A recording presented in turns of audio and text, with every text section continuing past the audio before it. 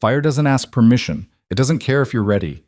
And on that scorching August night in 1884, when lightning split the Wyoming sky and turned 10,000 acres into a death trap, Ella Hartley learned that survival isn't about being strong, it's about being found. What she didn't know was that the man thundering through those flames on a black stallion owned half the state, had buried his heart 6 feet deep, and was about to risk everything for a woman and child he'd never met. This is their story. Stay until the end and comment what city you're watching from. I want to see how far this tale travels. The heat arrived first. Not the fire itself, but the promise of it. A suffocating blanket of scorched air that pressed against Ella Hartley's cabin windows like an unwanted visitor demanding entry. She'd been standing at the wash basin, humming softly while Jonah nursed at her breast, when the temperature in the room climbed 10 degrees in as many seconds. The hum died in her throat. Through the window, the western horizon had turned the color of rust and blood. Ella's hands, still damp from the wash water, began to tremble. She'd lived in Wyoming territory for 3 years, long enough to know that color, long enough to understand what it meant when the birds went silent and the deer came streaming past your property like refugees fleeing an invisible army. Fire. The word stuck in her throat like a bone. She pulled Jonah closer, his small fingers curling instinctively against her collarbone, and moved to the door. The moment she opened it, the smell hit her. Pine sap burning, sage turning to ash, the acrid bite of earth itself being consumed. Smoke rolled across the valley floor in gray waves, obscuring the creek bed she'd walked just that morning. "No," she whispered. "No, no, no." But nature doesn't negotiate. The cabin, if you could call it that, was little more than 4 walls and a prayer. Ella's husband Thomas had built it with promises of expansion, of glass windows and a real floor, of neighbors and community. Then Thomas had put a bullet in his head one frozen February morning, leaving her with an infant, $40, and a structure that leaked when it rained and groaned when the wind blew. She'd stayed because she had nowhere else to go, because pride tastes better than pity, because admitting failure felt worse than dying alone. Now dying alone had become a very real possibility. Ella's mind raced through her options with the desperate efficiency of a cornered animal. The nearest town was Redemption Creek, 15 miles east, impossible to reach on foot with a 6-month-old baby. The Mortensen place sat 8 miles north, but Clay Mortensen had made his intentions clear the last time he'd visited, his eyes lingering on her body while his words dripped with false concern. She'd rather burn. The McGovern Ranch lay 6 miles south, but that meant crossing directly through the valley, straight into the fire's path. That left west, into the mountains, toward higher ground in the thin hope that elevation might spare her what flatland couldn't. Ella moved with mechanical precision, her fear compressed into action.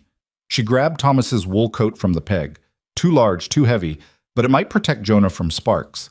She filled her canteen from the bucket, stuffed 2 biscuits into her pocket, and wrapped Jonah in a cotton blanket that had belonged to his grandmother, a woman Ella had never met, but whose stitching might now save her grandson's life. She didn't take the photograph of her wedding day, didn't take the letters from her sister in Philadelphia, didn't take the Bible with her mother's maiden name inscribed inside the cover. Some things you save, some things you let burn. She kicked dirt over the stove fire, a laughable gesture given what approached, and stepped into the gathering dusk. The sun had disappeared behind a wall of smoke that rose thousands of feet into the atmosphere, turning afternoon into apocalypse. Ash fell like snow. In the distance, she could hear it now, a sound like rushing water, like a train that never stopped, like the earth breathing out everything it had held in. The fire was singing, and it was getting closer. Ella ran. Her bare feet, she'd forgotten shoes, forgotten everything except the weight of Jonah against her chest, pounded against hard-packed dirt that still held the day's heat. Thomas's coat flapped around her like broken wings. She clutched Jonah so tightly he began to whimper, and she forced herself to loosen her grip even as every instinct screamed to hold tighter, tighter, never let go. "Shh, baby," she gasped, though her voice came out strangled. "Shh, we're okay. We're okay, we're—" A pine tree 50 yards to her left exploded. That's what it looked like. Not catching fire, but detonating. The sap inside superheating until the trunk split down the middle and sent burning shrapnel spinning through the air. Ella screamed and dove sideways, curling around Jonah as embers landed in her hair, against her back, on the coat that now justified its cumbersome weight. She beat at her head with one hand while keeping the other locked around her son. The smell of burning hair joined the symphony of destruction around her. Jonah was crying now, full-throated wails that might have broken her heart if terror hadn't gotten there first. I know, I'm sorry, I'm so sorry. She scrambled to her feet and kept running, but the landscape had transformed. What had been familiar terrain, the path she'd walked 100 times to check the creek, the outcropping where she sometimes sat to watch the sunset, had become an alien world painted in orange and black. Smoke obscured everything beyond 20 feet. Her eyes streamed tears that evaporated on her cheeks. Each breath felt like swallowing glass. The fire had surrounded her. Not completely, not yet, but she could see it now, racing through the valley on 3 sides. It moved like a living thing, leaping from tree to tree, crawling through the brush with terrifying intelligence. It found the driest timber and consumed it. It found the richest veins of sage and devoured them. It turned everything Ella had known into ash and absence. She changed direction, angling toward a gap in the flames, a corridor of unburned ground that seemed to lead up slope. Her lungs burned. Her feet, already cut and bleeding from unseen rocks, left dark prints on the pale dirt. Jonah had stopped crying, which was somehow worse than the wailing. His small body had gone frighteningly still against her chest. "Stay with me," she chanted. "Stay with me, baby. Stay with me." The gap was closing. Ella could see it happening in real time, watching the fire advance from both sides like jaws preparing to snap shut. She had maybe 30 seconds to make it through, maybe less. She pushed her body beyond exhaustion, beyond reason, beyond anything she'd thought herself capable of. Her vision narrowed to tunnel focus. The world became distance and flame, and the diminishing space between them. 20 feet. 15. The heat grew so intense it felt liquid, like running through an oven filled with molten air. 10 feet. She could see through to the other side. Darker sky, less smoke. Safety was a sprint away. 5 feet. A dead pine, already burning at its base, chose that moment to fall. Ella saw it happening with dreamlike clarity. The trunk beginning to tilt, the burning crown swinging through space in a graceful arc that ended exactly where she needed to be. She tried to stop, to change direction, but momentum carried her forward. The tree fell across the gap with a sound like God's fist slamming a door. The corridor was gone. Ella stood frozen, Jonah pressed against her heart, surrounded by walls of flame on 4 sides. The smoke had thickened to the point where she couldn't see the sky.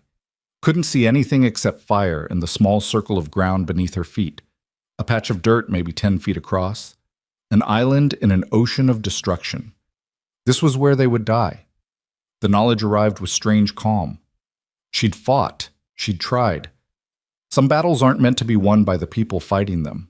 Ella sank to her knees, then sat, arranging herself against the trunk of a thick-barked pine that hadn't yet caught fire, though it would, soon. Everything would. She unwrapped Jonah enough to see his face. His eyes were closed, his breathing shallow but steady. Maybe the smoke would take him gently before the flames arrived. Maybe he wouldn't suffer. "I'm sorry," she whispered, pressing her lips to his forehead. "I'm so sorry, my sweet boy. I wanted to give you everything. I wanted—" Her voice broke. There was so much she'd wanted. A life. A future. A world where her son grew up to be a man, where he fell in love and built things and laughed until his belly hurt. She'd wanted to see him take his first steps, hear his first words, watch him discover the fierce joy of being alive. Instead, she'd given him 6 months and a death sentence. "Your daddy loved you," she said, though she wasn't sure it was true. Thomas had been too broken to love anyone by the end. "And I loved you so much. So much, Jonah. You were everything good I ever made." The fire crept closer. Ella closed her eyes and began to sing. A lullaby her own mother had sung, back when the world was safe and death was something that happened to other people. Her voice cracked on the high notes. Smoke turned her words to rasps, but she sang anyway because what else was there to do? How else could a mother send her baby into darkness except with a song? "Hush, little baby, don't say a word." The heat intensified until her skin felt like it was splitting. Mama's gonna buy you a mockingbird. She could hear the fire breathing, consuming, destroying everything it touched. And if that mockingbird don't sing, Jonah stirred against her chest. His small hand pressed against her collarbone, and she covered it with her own, one last touch, one last connection before they both turned to ash. Mama's gonna buy you a hooves. The sound punched through the fire's roar like a bullet through flesh, unmistakable, impossible, real.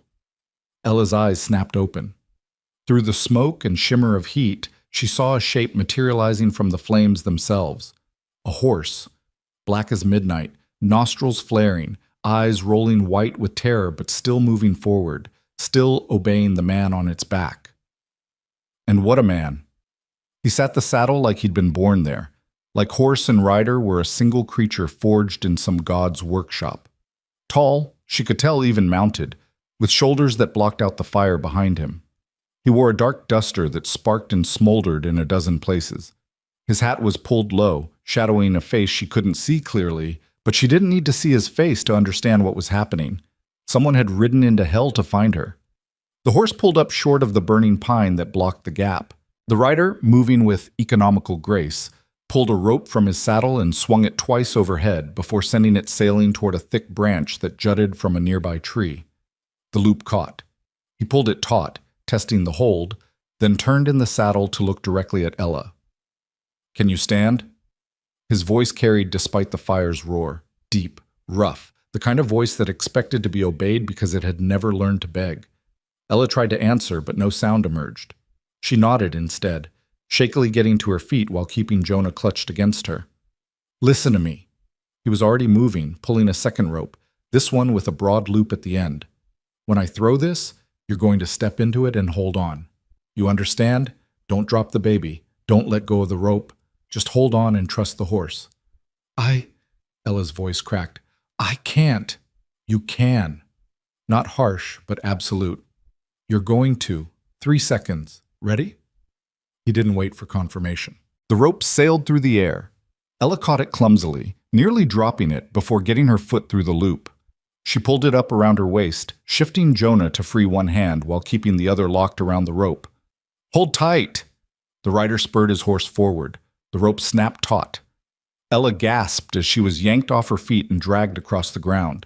She tried to keep her body curved around Jonah, protecting him from the worst of it, but rocks and roots battered her back and legs. The burning pine they'd been trapped behind swept past in a blur of orange light. Then they were through the gap, impossibly, miraculously through, into clear air on the other side. The rider pulled his horse to a stop and was off the saddle before the animal had fully halted. He moved toward Ella with long strides, his duster falling open to reveal a simple work shirt, suspenders, and a gun belt that looked like it had seen considerable use. He knelt beside her, and Ella finally saw his face. Hard would be the first word. Weathered would be the second. He looked like he'd been carved from the same rock that made the mountains. All angles and severity, with a jaw that could break lesser men's fists and eyes the color of winter storms. A scar ran from his left temple to his cheekbone, pale against sun-darkened skin. He wasn't young, 40, maybe 45, but age sat on him like a weapon he'd learned to wield. The baby. His hands, scarred, capable, surprisingly gentle, reached for Jonah. "Let me see." Ella's arms tightened instinctively. Some part of her brain, still functioning despite the shock, whispered warnings about strange men and vulnerable children. But a larger part, the part that understood she had no options left, reluctantly loosened her grip. He took Jonah with the care of someone who'd held infants before, supporting the head with one large hand while checking him over with clinical efficiency. His fingers pressed lightly against Jonah's neck, feeling for a pulse. He brought his face close to the baby's mouth, checking breath. "He's all right," the man said, and the relief in his voice surprised her. "Smoke got him a little, but he's breathing steady. You did good, keeping him covered." "Is he—" Ella couldn't finish the question. Her body had begun to shake uncontrollably now that the adrenaline was wearing off. "He's alive. You both are. Now let's keep it that way." He stood still holding Jonah and looked at Ella with an expression that wasn't quite sympathy, but wasn't quite indifference either. Can you ride? I don't know. Maybe. I've never. Then you're learning tonight. Come on. He reached down with his free hand. An offer, not a command. Ella stared at it for a moment. This stranger's hand was the difference between survival and death, and she knew nothing about him. Not his name, not his intentions, not whether saving her would come with a price she couldn't afford to pay. But Jonah was in his arms, and the fire was still advancing. And sometimes trust isn't a choice. It's just the only option that doesn't guarantee dying. She took his hand. He pulled her up with shocking ease, as if she weighed nothing at all. Up close, he smelled like smoke and horse and something else. Leather, maybe, or saddle soap. Something clean despite the destruction around them. Here! He handed Jonah back to her, then pulled a heavy wool blanket from his saddlebag. It was soaking wet. Wrap him in this. It'll protect him from sparks. Then wrap yourself. Ella obeyed with numb fingers. The wet wool was cold after the fire's heat, a shock that felt almost painful. She swaddled Jonah until only his face peeked out, then draped the remaining fabric over her own shoulders. The man mounted his horse in one smooth motion, then reached down for her. Give me your hand. When I pull, push off with your feet. I'll do the rest. She did. He did. And suddenly Ella found herself sitting sideways across the saddle. Jonah clutched against her chest, the stranger's arm locked around her waist like an iron bar. The horse danced nervously beneath them, wanting to run, held in check only by the rider's will. Hold on, he said simply. Then they were moving. Not a gallop, the terrain was too rough, the visibility too poor, but something faster than a trot, a controlled urgency that ate up ground without sacrificing safety. The horse moved like it knew every rock, every hole, every dangerous step. Maybe it did. This felt like land the animal had covered 1,000 times. Behind them, the fire raged on.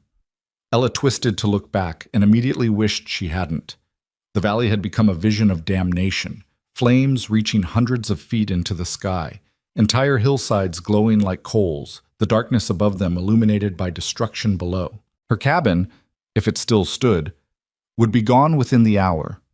Everything she'd built, everything she'd endured, reduced to memory and ash. Don't look back, the man said quietly. Nothing there worth seeing now. He was right, but it hurt anyway. They rode in silence, the only sounds the horse's heavy breathing, the creak of leather, and the distant roar of fire slowly fading behind them. Ella's body had moved beyond pain into a strange numbness where nothing felt entirely real. She existed in a bubble of motion and shock, aware that something terrible had happened but unable to fully process it. The man's arm around her waist was the only solid thing in a world that had turned to smoke and confusion. After what might have been 20 minutes or 2 hours, time had lost all meaning. The landscape began to change. The air cleared, the ground leveled, and through the darkness ahead, Ella saw lights, not firelights, lamplights. The warm yellow glow of human habitation scattered across what appeared to be a massive compound. Buildings, plural, arranged with military precision, corrals filled with horses, barns that dwarfed her entire cabin, and at the center of it all, a house that could only be called a manor, 3 stories of timber and stone that spoke of wealth beyond anything Ella had imagined existed in Wyoming territory. "Where are we?" she whispered. "Carter Ranch." He said it like that should mean something. When she didn't respond, he added, "You're safe here, both of you." Carter. The name tickled something in her memory, stories overheard in Redemption Creek, gossip traded at the general store. Carter Ranch. Carter Land. The Carter name spoken with a mixture of respect and fear, attached to a man who supposedly owned half the territory and answered to no one. She turned her head to look at the stranger who'd saved her life. "You're Rowan Carter." It wasn't a question, she knew. The way people had talked about him, like he was more legend than man, more force of nature than human being, suddenly made sense. Of course he'd ridden into fire. Men like him didn't die in fires. They bent fire to their will. "I am," he confirmed, his voice giving nothing away. They crossed through a gate, elaborate ironwork bearing the letter C, and into the compound proper. Men emerged from the buildings, rushing forward with worry carved into their faces. "Boss!" One of them, grizzled, bow-legged, clearly the foreman, grabbed the horse's bridle. Jesus Christ, we thought you were dead. The fire. I'm fine. Rowan dismounted with that same fluid grace, then reached up for Ella. She's not. Get Doc Morrison. Now. Boss, Doc's in town dealing with... Then get him out of town. Rowan's voice didn't rise, but something in it made the foreman step back.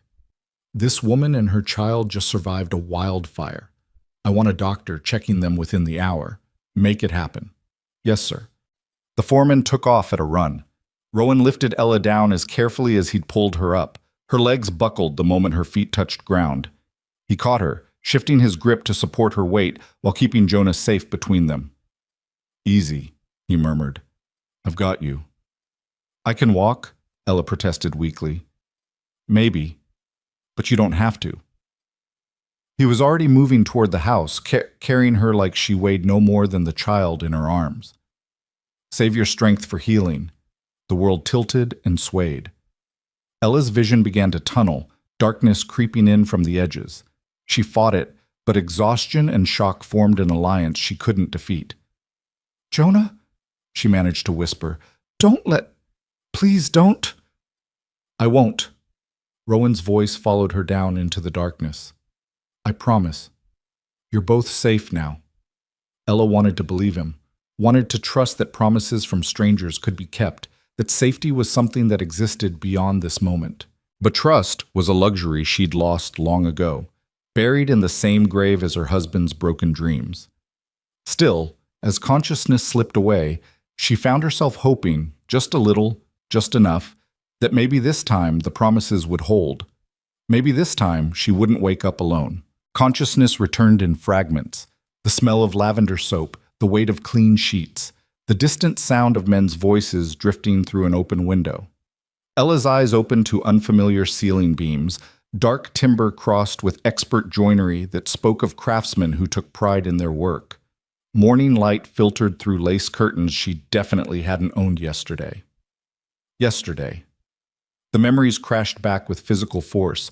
Fire, running, Jonah's terrified crying, the stranger on the black horse who'd pulled them from certain death. Jonah. Ella bolted upright, ignoring the screaming protest from every muscle in her body. Her hands went to her chest, searching for the weight that should have been there. Empty. Her son was gone.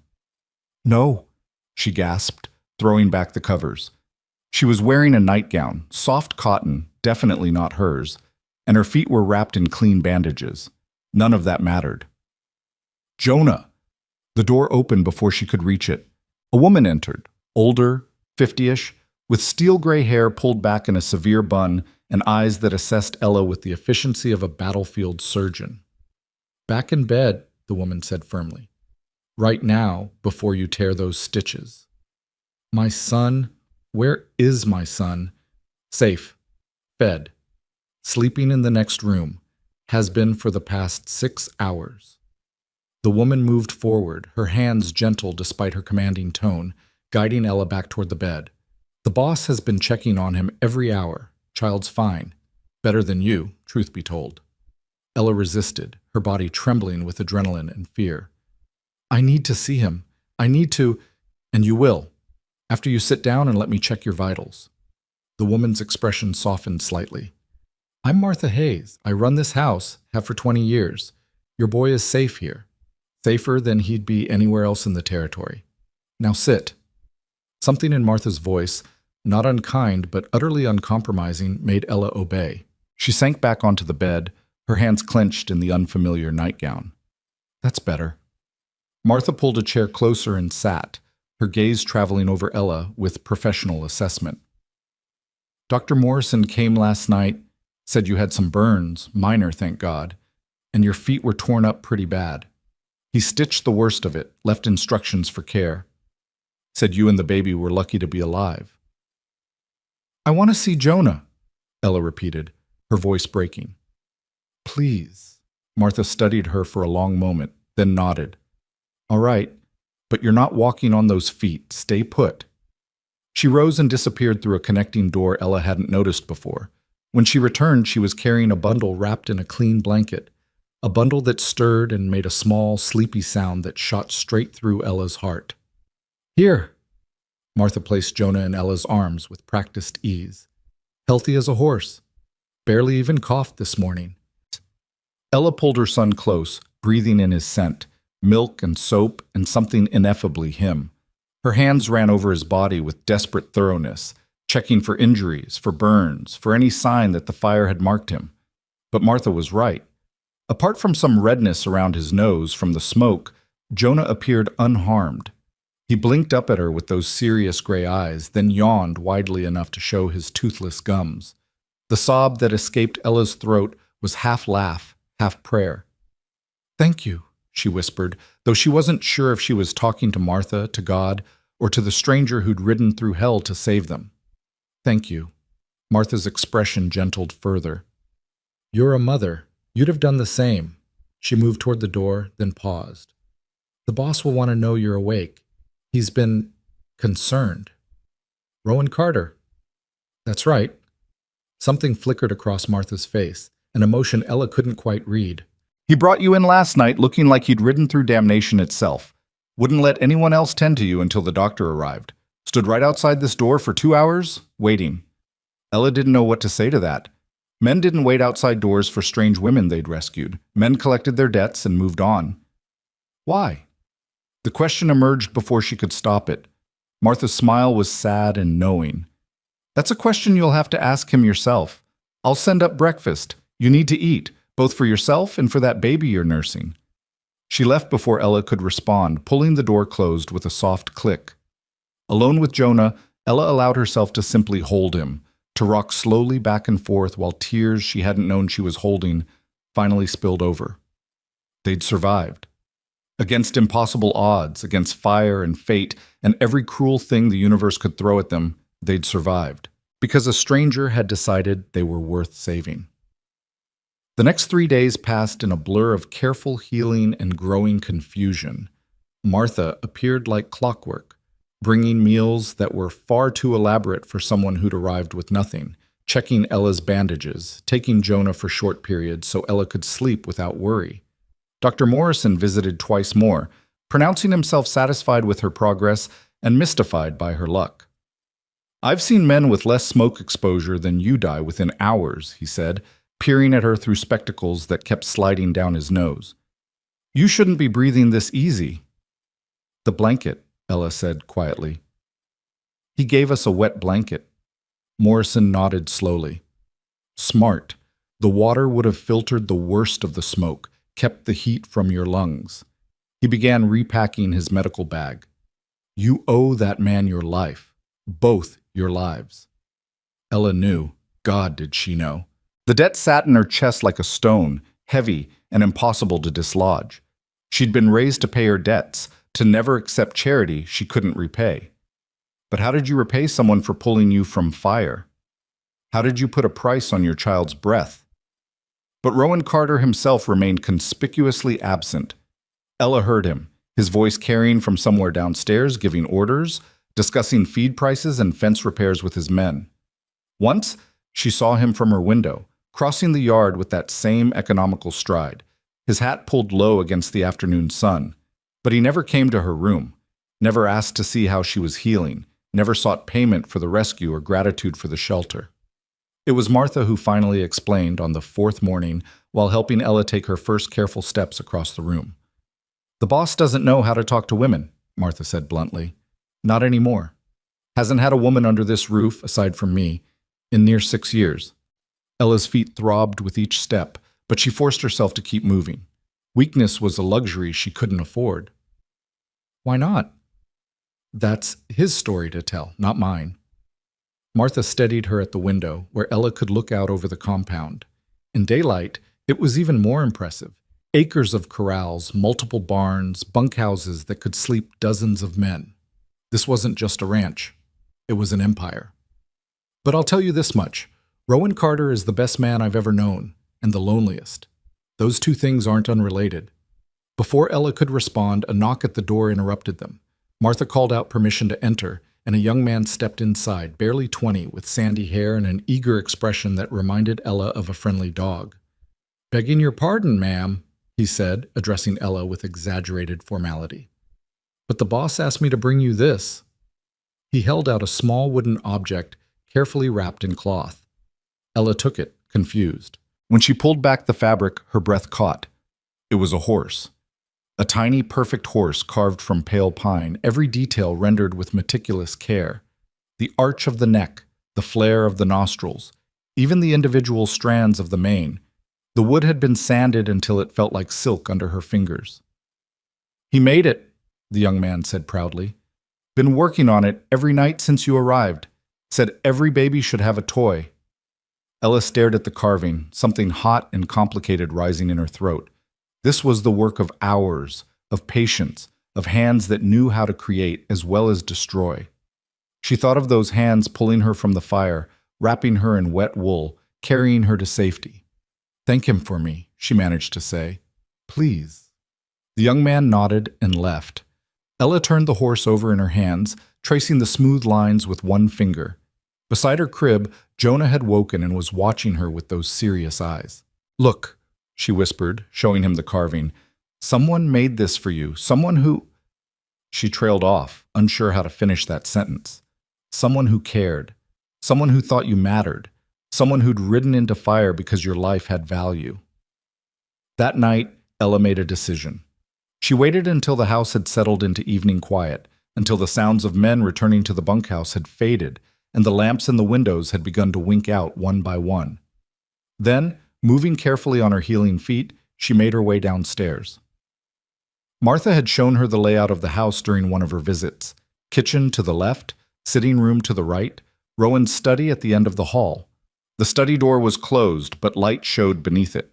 Ella raised her hand to knock, hesitated, then forced herself to follow through. 3 sharp raps that sounded too loud in the quiet house. "Come." She opened the door to find Rowan Carter sitting behind a massive oak desk, papers spread before him, an oil lamp casting harsh shadows across his already severe features. He looked up at her entrance, and for just a moment something flickered across his face, surprise maybe, or concern, before his expression settled back into careful neutrality. "Mrs. Hartley." He stood, a gesture of respect that felt oddly formal given that he'd carried her unconscious body through his house 4 days ago. "You shouldn't be walking yet." "I needed to thank you." Ella remained in the doorway, suddenly unsure. This man had saved her life, but she didn't know him. Didn't know if gratitude would be welcome or embarrassing.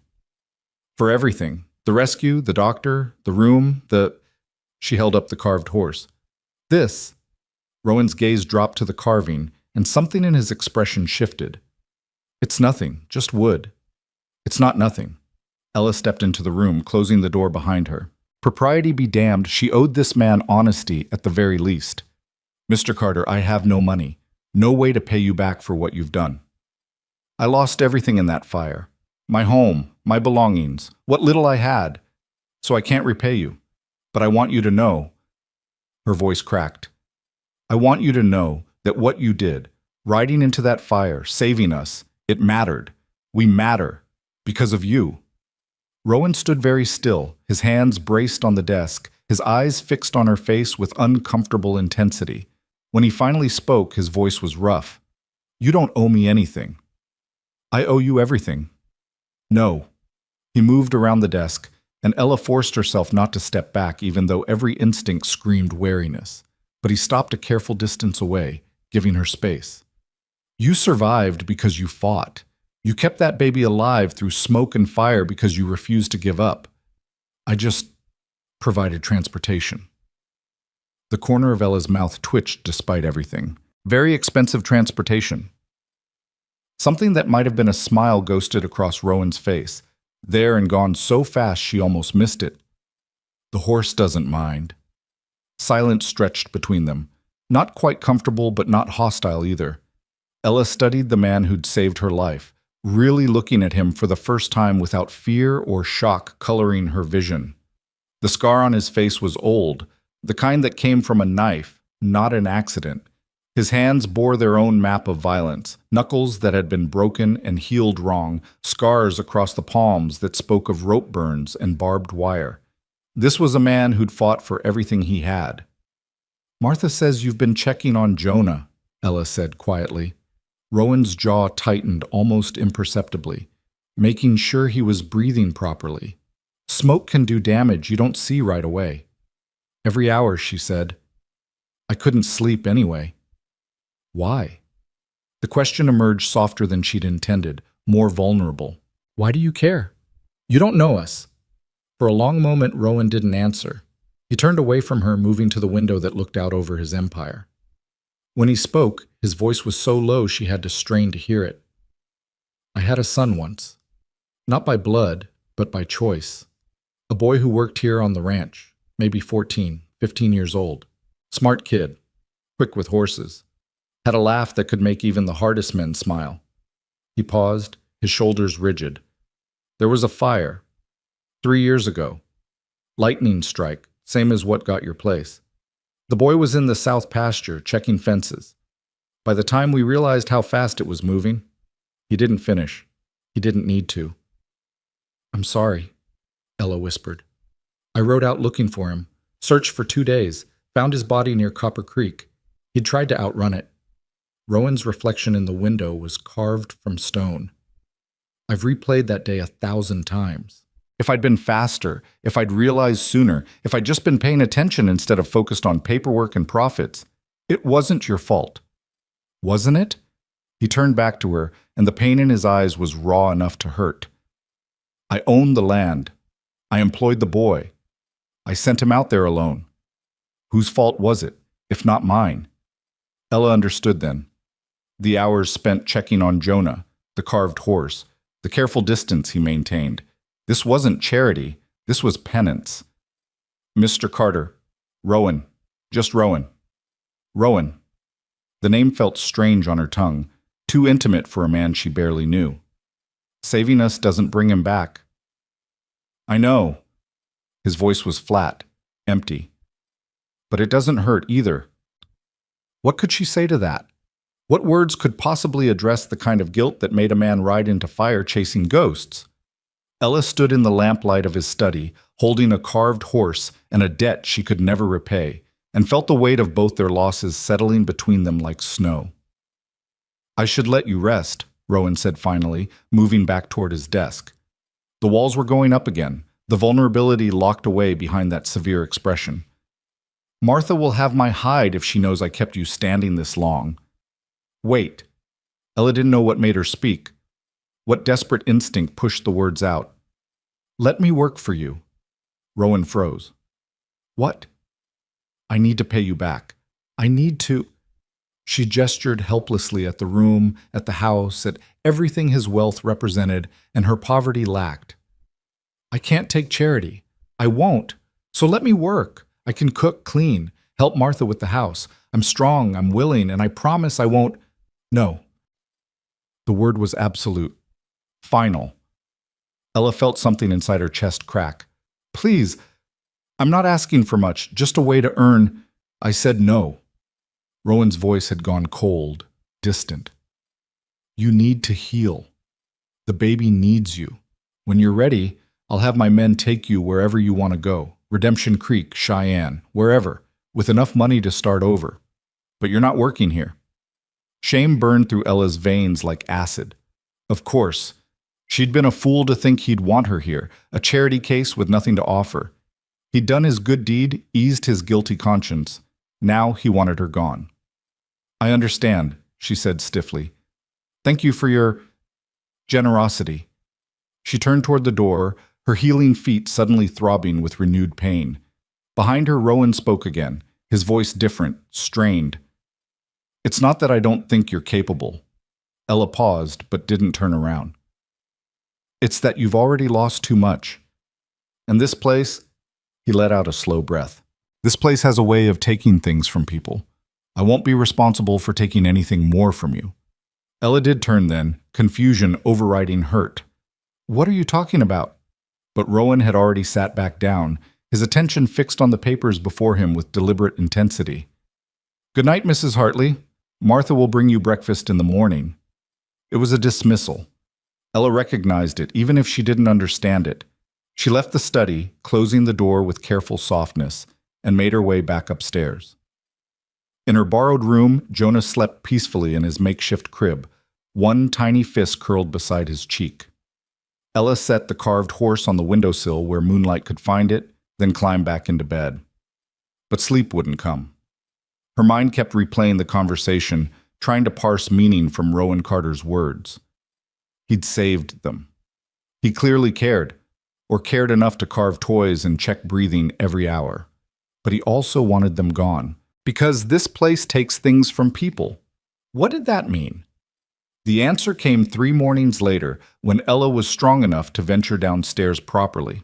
She found Martha in the kitchen, up to her elbows in bread dough, and the older woman's face lit up at the sight of her.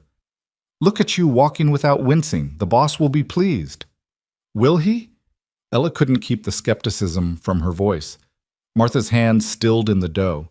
"He's been asking about you every morning, whether you slept, whether Jonah nursed well, whether the pain was manageable." She resumed kneading with renewed vigor. "That man cares, even if he doesn't know how to show it." "He wants me to leave." Ella said it flatly, testing the words. "He wants you safe." Martha shaped the dough into a smooth ball and set it aside to rise. "There's a difference." "I don't understand him." "Join the club." Martha wiped her hands on her apron and gestured toward the kitchen table. "Sit. I'll make tea and tell you what you need to know about Rowan Carter." Over strong tea and fresh bread with butter, Martha told the story. It came out in pieces, a narrative assembled from years of observation and a loyalty that ran bone deep. Rowan had come to Wyoming Territory 15 years ago, a veteran of range wars down in Texas with a reputation for being fast with a gun and faster with his fists. He'd won the original Carter land in a poker game, 3,000 acres that no one else wanted because the water rights were disputed and the terrain was too rough for cattle. Within 5 years, he'd cleared the water rights, doubled his acreage, and turned the worthless land into the most profitable ranch in the territory. "He worked like a man possessed," Martha said, her eyes distant with memory. 18-hour days, sleeping in the bunkhouse with his men, eating nothing but jerky and coffee. He built this empire with his own hands and the blood of anyone foolish enough to try taking it from him.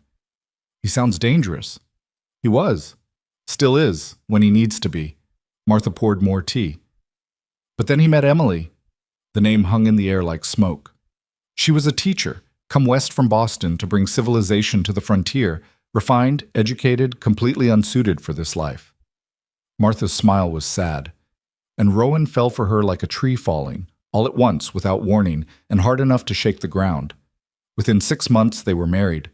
Within a year, she was dead. Ella's hands tightened around her teacup. "What happened?" "Childbirth. The baby, too." Martha's voice went flat, clinical. "Complications. Dr. Morrison did everything he could, but some things can't be saved no matter how hard you fight. Rowan, he broke. Spent 3 months alone in the North Range, barely eating, not talking to anyone. When he came back, he was different, harder, more closed off. He threw himself into the ranch even more than before, like if he just worked hard enough, he could outrun the grief." "That's why he doesn't want me here," Ella said slowly, understanding crystallizing. "I remind him. You and that baby remind him of everything he lost, and he's terrified." Martha met Ella's eyes across the table. "Terrified that if he lets himself care again, even a little, he'll lose you too. That this place will take you the way it took them." The weight of it settled over Ella like a blanket. She thought about the carved horse, the hourly checks, the careful distance. Rowan Carter was trying to save them by pushing them away.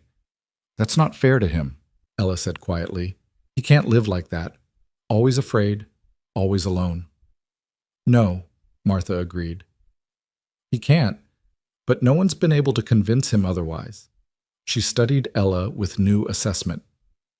"Maybe no one's tried hard enough." Ella shook her head. "I'm nobody to him. A stranger he rescued.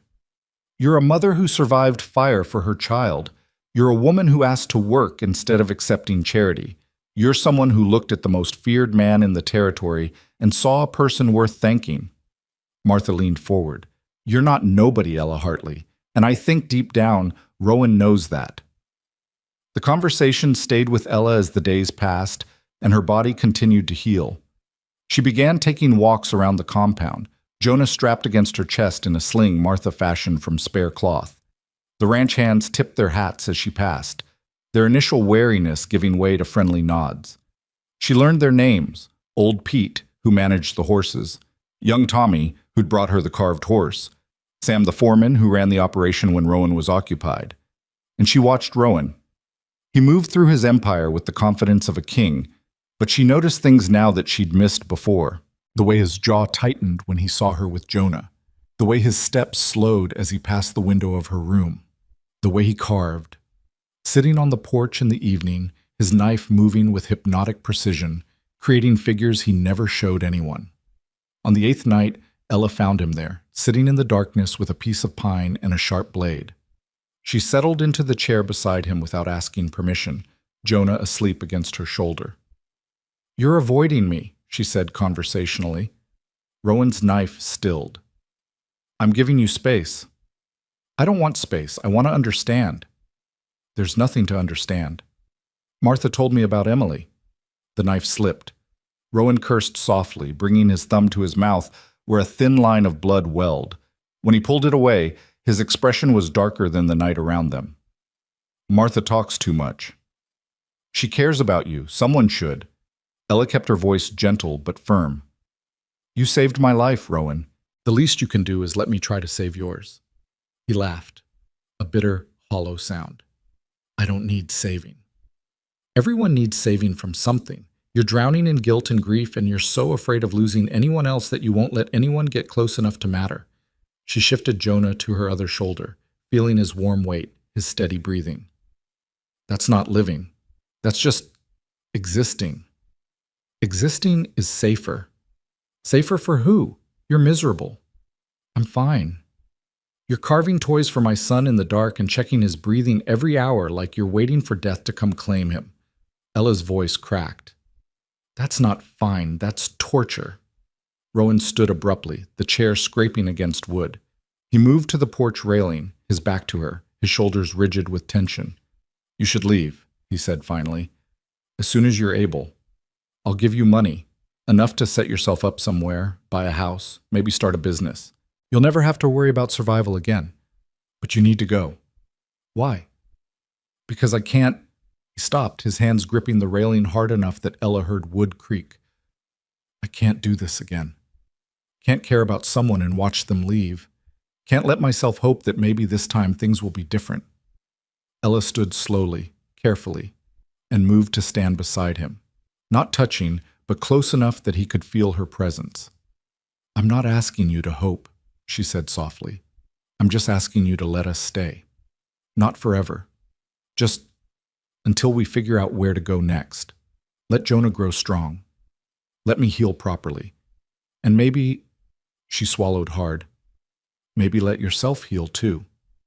Rowan turned to look at her, and in the moonlight his face was all sharp angles and shadows.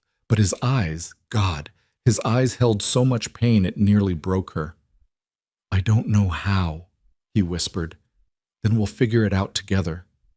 It wasn't a declaration of love or a promise of forever. It was simply an offer, one damaged soul extending a hand to another in the darkness.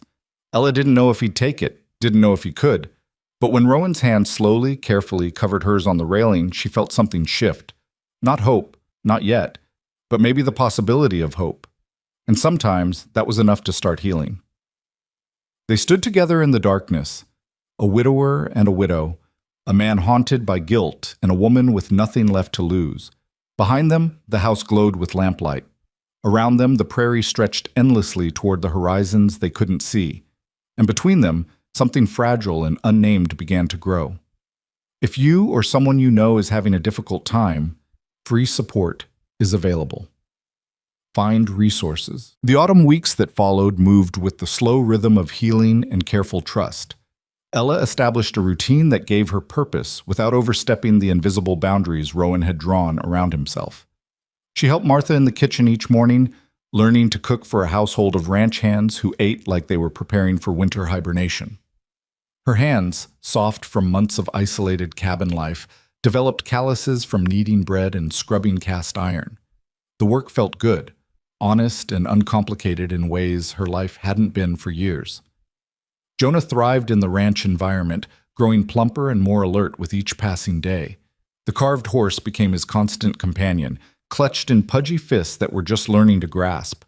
Old Pete claimed the baby had horse sense after Jonah stopped crying the moment he was carried near the stables. Young Tommy fashioned a small cradle that could be set safely in the kitchen corner, allowing Ella to work while keeping her son close. And Rowan watched from a distance that was slowly, imperceptibly shrinking. He no longer disappeared when Ella entered a room. Stopped making excuses to avoid mealtimes when she sat at the long kitchen table with Martha and whatever ranch hands had business in the house. Once, she caught him holding Jonah while Martha tied her apron, the baby's small hand wrapped around Rowan's scarred finger, and the expression on the man's face was so nakedly vulnerable it made her chest ache. But the progress was fragile as spun glass. One wrong word, one moment of too much intimacy, and Rowan would retreat behind his walls for days. 3 weeks after the fire, a letter arrived. Sam brought it to the kitchen where Ella was peeling potatoes, his weathered face creased with concern. This came for the boss, but... He hesitated, turning the envelope over in his hands. It's from Clay Mortensen. Nothing good ever comes from that man. Ella's hand stilled on the potato. She knew the Mortensen name, had heard it whispered in Redemption Creek with the same mixture of fear and disgust people reserve for rattlesnakes and outlaws. Clay Mortensen owned the second largest spread in the territory, built his fortune on intimidation and legal manipulation, and had made his intentions toward her property clear in the months before the fire. What does he want with Rowan? Nothing good, Sam repeated. He set the letter on the table like it might bite. You should know, Mortensen's been sniffing around your old property. What's left of it? Ella's stomach dropped. Why would he care? It's nothing but ash now. It's got water rights. Copper Creek runs right through it. Sam's expression was grim. Water's worth more than gold out here, ma'am. And Mortensen's been trying to corner the Eastern Valley water for years. Your husband's claim was the last piece he didn't control. Thomas is dead. Ella swallowed hard. I can't hold a claim, can I? As his widow? Maybe. Depends on how the paperwork was filed, whether there's a will, lot of legal tangles. Sam scratched his jaw. But Mortensen doesn't care about legal. He'll file his own claim, bribe whoever needs bribing, and have it sewn up before you can hire a lawyer, assuming you could afford one. I can't. The admission burned. I don't have anything. The boss would help, if you asked. But asking felt impossible. Rowan had already given so much, her life, shelter, safety, time for healing.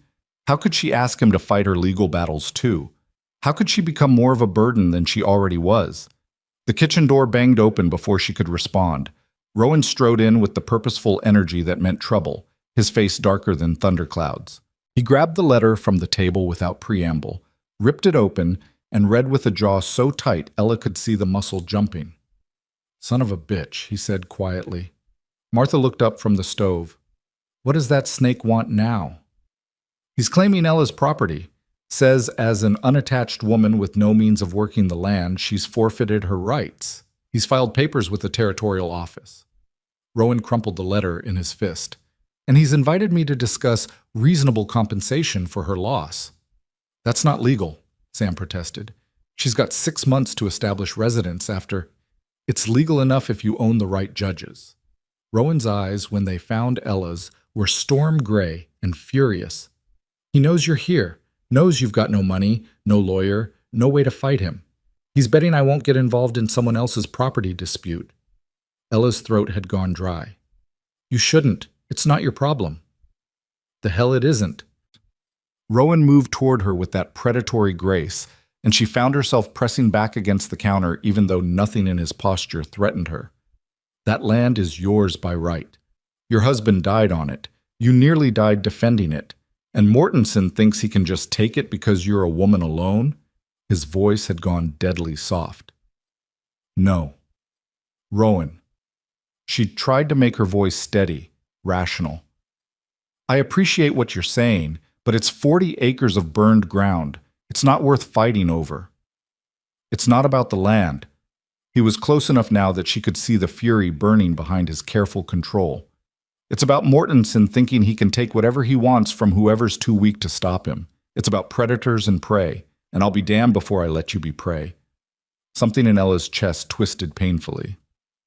I'm not asking you to fight for me. You don't have to ask. Rowan's hand came up, almost touching her face before he caught himself and let it drop. "But I need you to let me. Please." The pleas nearly broke her. This man who commanded an empire, who bent weather and men to his will, was asking permission to protect her. Not taking, not assuming, asking. "Okay?" she whispered. "Okay." The tension in Rowan's shoulders eased fractionally. He nodded once, sharp and decisive, then turned to Sam. "Get the lawyer from Cheyenne. The good one, not the drunk we used for the fence dispute. I want every filing Mortensen made pulled and reviewed. If there's a crack in his claim, I want it found." "Yes, sir." Sam headed for the door, then paused. "Boss, Mortensen's not going to take this lying down." "I'm counting on it." Rowan's smile was all edges. "Been a while since anyone gave me a good reason to remind this territory why they leave Carterland alone." After Sam left, an uncomfortable silence settled over the kitchen. Martha had gone conspicuously quiet at the stove, giving them the illusion of privacy while absolutely listening to every word. Jonah chose that moment to wake from his nap with a small cry that shattered the tension. Ella moved to pick him up, but Rowan was faster. He lifted the baby with surprising gentleness, settling Jonah against his chest with the ease of long practice. The baby immediately stopped fussing, one small hand grabbing a fistful of Rowan's shirt. "Hey there, little man," Rowan murmured. "Bad dream?" Ella watched them, this hard man and her soft baby, and felt something dangerous bloom in her chest. Hope, maybe, or longing, or the terrible realization that she was starting to depend on Rowan Carter in ways that went far beyond gratitude. "I'll pay you back," she said quietly. "Somehow, when I figure out how." Rowan looked up, Jonah still cradled against him. "You don't owe me anything." "I owe you everything. My life, my son's life, now my land. Your land was always yours. I'm just making sure it stays that way." He shifted Jonah to his shoulder, patting the baby's back with automatic rhythm. "Besides, taking on Mortensen's not exactly a hardship. Man's been asking for a reckoning for years. This isn't about your feud with him." Ella moved closer, needing him to understand. "This is about me not being a charity case you need to rescue every time something goes wrong. Maybe I'm starting to think rescue isn't the worst thing I could do with my time." Rowan's voice had gone soft, almost wondering. Maybe having someone to protect is better than having no one at all. Before Ella could respond, before she could parse what exactly that meant, the sound of hooves thundering into the yard shattered the moment. Multiple riders, moving fast. Sam's voice rose in sharp challenge, followed by answering shouts. Rowan's entire demeanor changed in an instant. He handed Jonah to Ella with quick efficiency, his hand already moving to the gun belt he wore even inside his own house. "Stay here. Lock the door behind me." "What's happening?" "Don't know, but it's happening fast." He was already moving toward the door. "Martha, get her upstairs, away from windows." Then he was gone, the door slamming behind him with enough force to rattle the dishes. Through the window, Ella saw 5 riders milling in the yard. Not Mortensen's men by their dress, but strangers wearing hard faces and harder eyes, the kind of men who got paid to cause trouble. Martha grabbed Ella's arm. "Come on, now." "But Rowan can handle himself. You're the one he'll tear this territory apart for if something happens." "Move." They hurried upstairs, Martha surprisingly spry for her age. She ushered Ella into the bedroom and positioned them away from the window, but where they could still see the yard below. Jonah had started to cry, picking up on his mother's fear with that uncanny infant intuition, and Ella bounced him frantically while trying to see what was happening. Rowan stood in the center of the yard, flanked by Sam and 3 other ranch hands. The strangers had dismounted but kept their hands near their weapons. The lead rider, a barrel-chested man with a red face and cruel eyes, was talking, gesturing aggressively. Ella couldn't hear the words, but she could read the threat in every movement. "Who are they?" she whispered. "Trouble." Martha's face was grim. "The big one's Cutter Wade. Used to be a buffalo hunter before he killed them all. Now he hires out to whoever pays best." Her hands twisted in her apron. "Mortensen must have sent them." "But why? Rowan just got the letter an hour ago." "Because Mortensen knows how Rowan will react. He sent the letter as a courtesy, letting Rowan know what's coming. And these men—" Martha's voice dropped. These men are what's coming. In the yard, the conversation had escalated. Rowan's posture hadn't changed, still loose, still controlled, but something about him had shifted. He looked like violence, waiting for permission.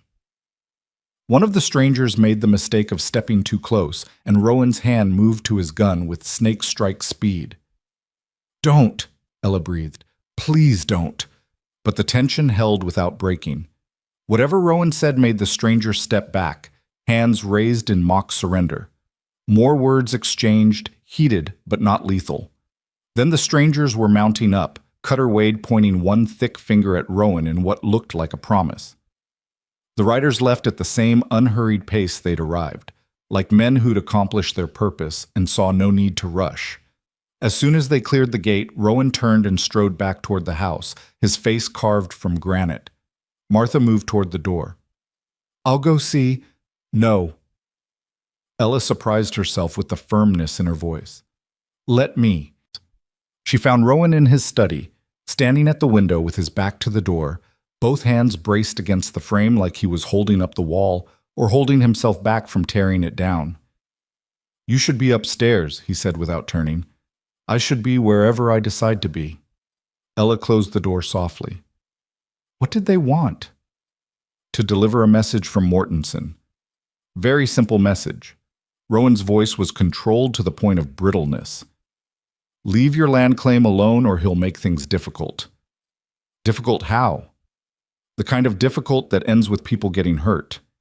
Now he did turn, and the fury in his eyes made Ella's breath catch. He's threatening you, not directly. He's too smart for that.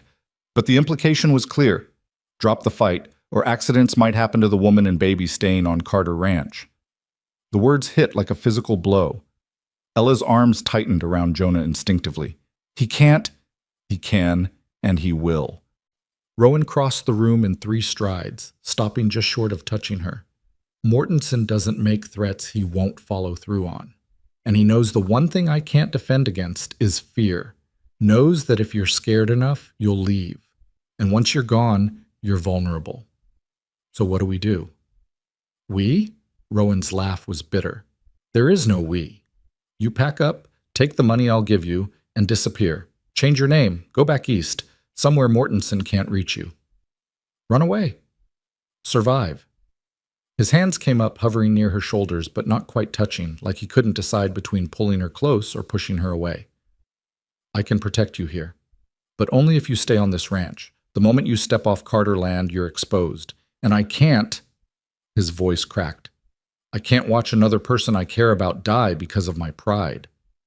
There it was, the admission he'd been avoiding for weeks. I care about. Past tense would have been safer, more distant, but present tense meant something, meant this wasn't just about Emily or guilt or penance. This was about them. I'm not leaving, Ella said quietly. You have to. I won't.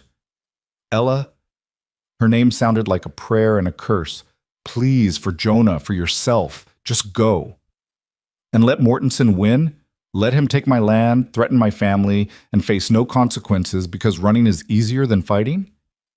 She shifted Jonah to one arm and reached up with her free hand to touch Rowan's face, the first time she'd deliberately touched him since that night on the porch. His skin was warm beneath her palm, rough with late-day stubble. You told me once that this place takes things from people, but maybe it's time to take something back. Rowan's hand came up to cover hers, pressing it against his cheek. His eyes closed briefly, and when they opened, the vulnerability there nearly destroyed her. I can't lose you, he whispered. I can't go through that again. Then don't lose. Fight. Ella's thumb traced the scar on his cheekbone. You said you wanted someone to protect. Well, here we are. Protect us by making sure Mortensen knows we're not prey. We're not victims. We're Carter Ranch, and we don't run. Something shifted in Rowan's expression, the fear giving way to something harder, more resolved.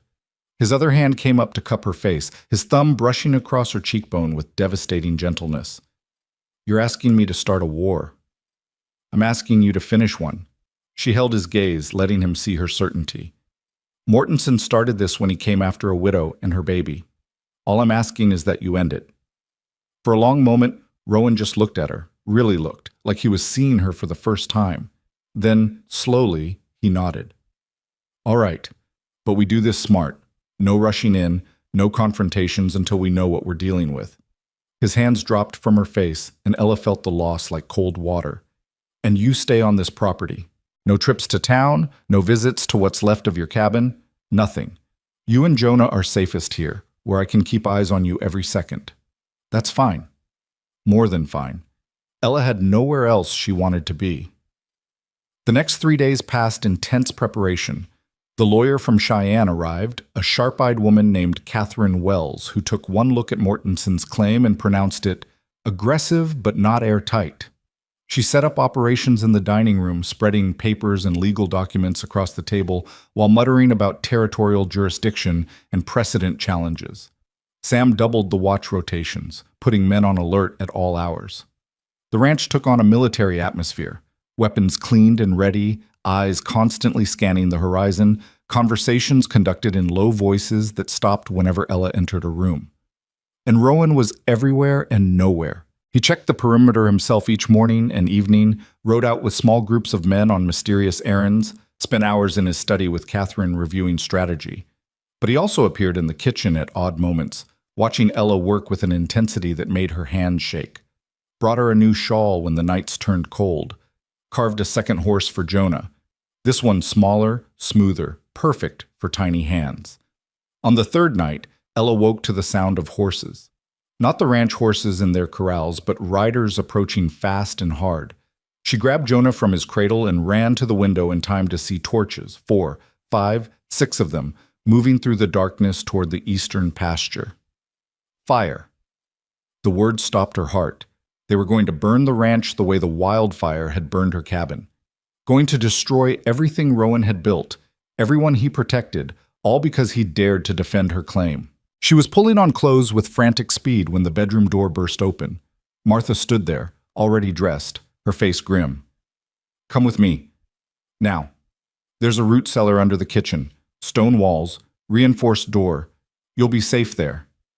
What about Rowan, the men? Are handling it. Martha grabbed Ella's arm, propelling her toward the door.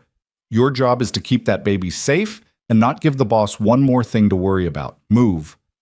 They made it to the kitchen just as the first gunshot cracked through the night. Jonah wailed, and Ella clutched him tighter while Martha hauled open a trap door hidden beneath a woven rug. Stone steps led down into darkness. There's lanterns, water, blankets. Stay quiet. Stay down. Don't come out until someone you know comes for you. Martha's hands were shaking, but her voice stayed steady. Go. Martha. I've got things to do. Go. Ella descended into the cellar, hearing the trapdoor slam shut above her, the scrape of the rug being replaced. In the darkness, she fumbled for matches, found a lantern, got it lit with trembling hands. The cellar was exactly as Martha described, small but sturdy, stocked with emergency supplies, a tomb or a sanctuary, depending on how the night ended. More gunshots, shouting, the thunder of hooves. Jonah screamed with the particular intensity that meant terror, and Ella paced the small space, bouncing him, singing through tears, trying to be brave for the baby who needed her whole when she felt broken into pieces. The minutes stretched into hours. The sounds of conflict faded but didn't disappear entirely. Ella strained to hear details through stone walls. Was that Rowan's voice? Sam's? Or strangers come to burn them all? Finally, when Jonah had cried himself into exhausted sleep and Ella had worn a path in the dirt floor, she heard it. Footsteps above, the scrape of the rug, the trapdoor lifting. Ella? Rowan's voice, rough and hoarse. You down there? Yes. She nearly sobbed with relief. Yes, we're here. His face appeared in the opening, illuminated by lamplight from above. He was covered in soot and dirt, his shirt torn, a fresh cut bleeding along his jaw. But he was alive. Whole. Real. Come on up. It's over. Ella climbed the steps awkwardly, hampered by Jonah's weight and her own shaking legs. Rowan reached down to help, his hand warm and solid around hers. When she emerged into the kitchen, she found it crowded with ranch hands, all bearing similar signs of conflict, but all standing, all breathing, all alive. What happened? Her voice came out smaller than she intended. Mortenson's men tried to fire the east barn. Sam spoke from near the stove, wrapping a bandage around his forearm. We were waiting for them, ran them off before they could light it. Anyone hurt? Nothing serious. They weren't expecting resistance. Sam's grin was fierce. Won't make that mistake twice. Rowan's hand was still wrapped around Ella's, and he seemed to realize it at the same moment she did. He let go quickly, stepping back, but his eyes never left her face. You all right? The baby? We're fine. Scared, but fine. Ella looked around at the assembled men, at the evidence of battle defended and won. Thank you. All of you. Don't thank us yet, Sam said grimly. This was just the first move. Mortenson's going to escalate. Let him. Rowan's voice carried the weight of absolute certainty. He wants to play this game. Will play. But he needs to understand something. His gaze swept the room, landing on each man in turn. This ranch protects its own, and Ella Hartley and her son are ours. Anyone who comes for them comes through every man here. Make sure that message reaches Mortenson. The men nodded, a murmur of agreement rippling through the kitchen. Ella felt something warm and terrifying bloom in her chest. Belonging, maybe. Or family. Or the dangerous realization that she'd stopped thinking of this place as temporary shelter and started thinking of it as home. The next morning brought a new development. Catherine Wells emerged from the dining room with papers in hand and triumph in her eyes. I found it, she announced. The loophole. Rowan looked up from his breakfast. Found what? Mortenson's claim is based on abandonment. Says Mrs. Hartley left the property undefended and therefore forfeited her rights. Catherine spread the documents across the table. But Wyoming territorial law requires 6 months of complete abandonment before land can be reclaimed. Mrs. Hartley's only been gone 3 weeks. And more importantly, she didn't abandon, she was forced to flee due to natural disaster, which has specific protections written into the homestead provisions. So the claim doesn't hold? Ella's heart hammered against her ribs. Not just that, I can file a counterclaim citing intimidation and harassment. Catherine's smile was sharp as broken glass. If I can prove Mortenson's men threatened you, which we can, given last night's attack, he's not just losing the claim, he's opening himself up to criminal charges. He'll deny everything, Sam said. Claim his men were acting independently. Probably, but it puts him on the defensive, forces him to explain why his hired guns keep showing up on Carter property making threats. Catherine gathered her papers with satisfaction. Even if nothing sticks criminally, the legal challenges will tie up his claim for months. Maybe years. Rowan leaned back in his chair, something dangerous flickering behind his eyes. Unless we give him a reason to withdraw the claim voluntarily. What kind of reason? Ella asked. The kind that reminds him there are consequences to threatening what's mine. The way he said mine, possessive and absolute, sent shivers down Ella's spine. This was the man who'd built an empire through will and violence, and she was watching him decide that she and Jonah were part of that empire now, part of what he'd defend with everything he had. It should have scared her. Instead, it felt like safety. What are you planning? Catherine's eyes narrowed with professional wariness. Nothing illegal, just persuasive. Rowan stood, decision made. Sam, I need 5 men. Good riders, not afraid of hard work. We're paying a visit to Mortenson's water operation at Blue Canyon. Sam's grin was feral. Sabotage? Renegotiation. Rowan's smile matched his foreman's. Mortenson's been running pipes from that canyon to his southern pastures for 2 years without proper permits. I've got copies of the territorial survey maps. If those pipes happen to be on land that's still technically open range. He shrugged. Well, that's a conversation he and I need to have. You're going to threaten his water supply, Ella understood with sudden clarity. Fight fire with fire. I'm going to remind him that empires are fragile things. Rowan moved toward her, and everyone else in the kitchen suddenly found reasons to be very interested in their breakfast, and that men who live in glass houses shouldn't throw stones or torches. He stopped in front of her, close enough that she had to tilt her head back to meet his eyes.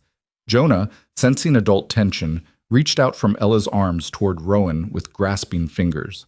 Without thinking, Rowan took the baby, settling him against his chest with practiced ease. "I'll be gone 2 days," he said quietly, his attention split between Ella and the child he held. "Maybe 3. Sam's in charge. You stay inside, stay armed. Don't take chances." "I don't know how to shoot." "Then Sam will teach you. Today." It wasn't a suggestion. "I won't have you defenseless if something happens while I'm gone." "Nothing's going to happen." "Probably not. But probably isn't certain, and I need certain." His free hand came up to touch her face, just a brief brush of fingers against her cheek, there and gone so fast she might have imagined it. "I need to know you can protect yourself and this boy if I'm not here." "Why?" Ella whispered. "Why does it matter so much?" Rowan looked at her for a long moment, Jonah contentedly grabbing fistfuls of his shirt, the morning light painting them all in shades of gold and shadow. When he spoke, his voice was low enough that only she could hear. "Because somewhere between pulling you out of that fire and watching you stand up to men who wanted you broken, I stopped seeing you as someone I saved and started seeing you as someone I can't live without. And that terrifies me more than any number of Mortenson's hired guns." He handed Jonah back to her with careful gentleness. "So you're going to learn to shoot, and I'm going to make sure Clay Mortenson understands that you're under Carter protection now. Permanently." He was gone before she could respond, striding out of the kitchen with Sam at his heels, already barking orders about supplies and weapons and travel plans. Ella stood frozen with Jonah in her arms, her heart hammering so hard she thought everyone must hear it. Martha materialized at her elbow, a knowing smile playing at her weathered face. "Well," the older woman said conversationally, "that's the most I've heard him say about his feelings in 6 years. You must be special." "I'm nobody special. You're special to him. That's what matters." Martha took Jonah gently, freeing Ella's shaking hands. "Now, you've got 2 days to learn to shoot before the boss gets back. I'd suggest you pay attention to Sam's lessons. That man may be rough around the edges, but he can put 6 bullets through a silver dollar at 50 paces. Ella nodded numbly, still processing Rowan's words. Someone I can't live without. How had she become that? How had a stranger who'd saved her from fire become someone whose absence made the world feel unsteady? But she knew the answer. It was in the carved horses and the hourly checks on Jonah's breathing. It was in the way Rowan looked at her like she was simultaneously his salvation and his doom. It was in the fact that he'd chosen to fight for her land, not because of justice or pride, but because letting her be threatened was unthinkable.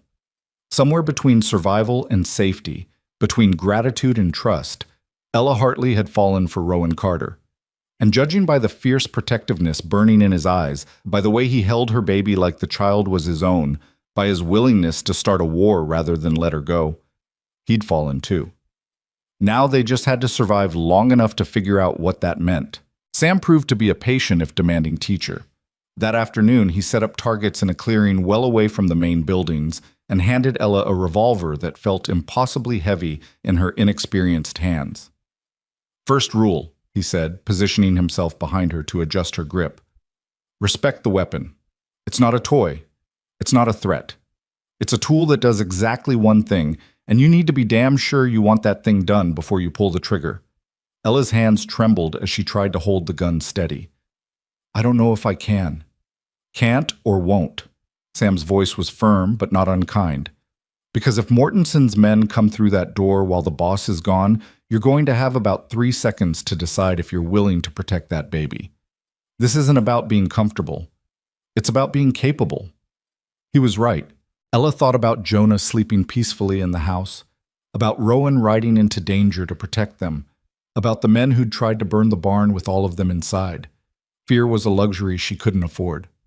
Show me again, she said, forcing steel into her voice.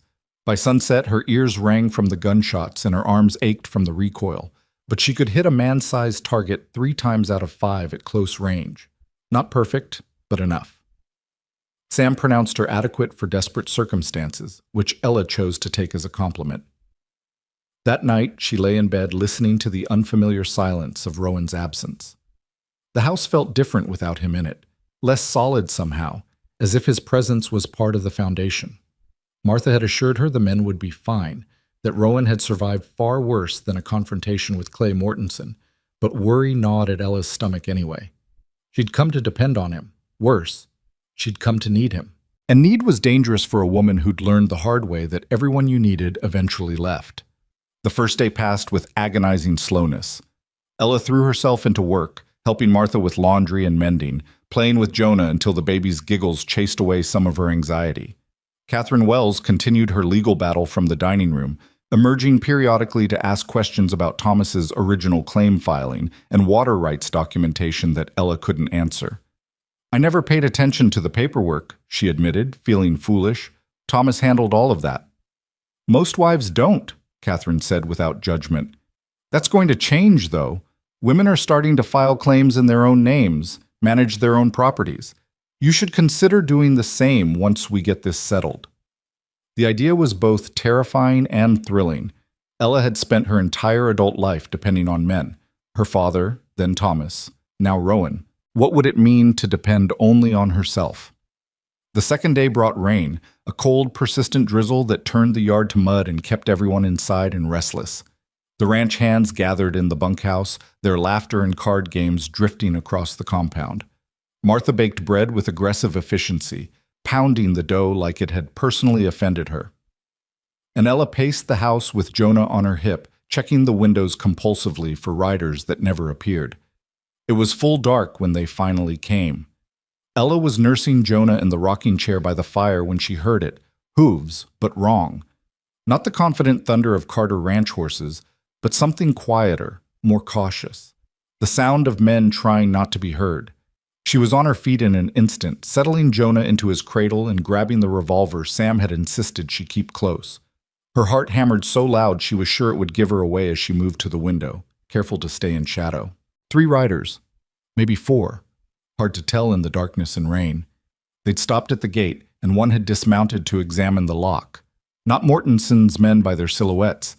These riders sat their horses differently, moved with military precision that spoke of training beyond what hired guns usually possessed. Ella's mouth went dry.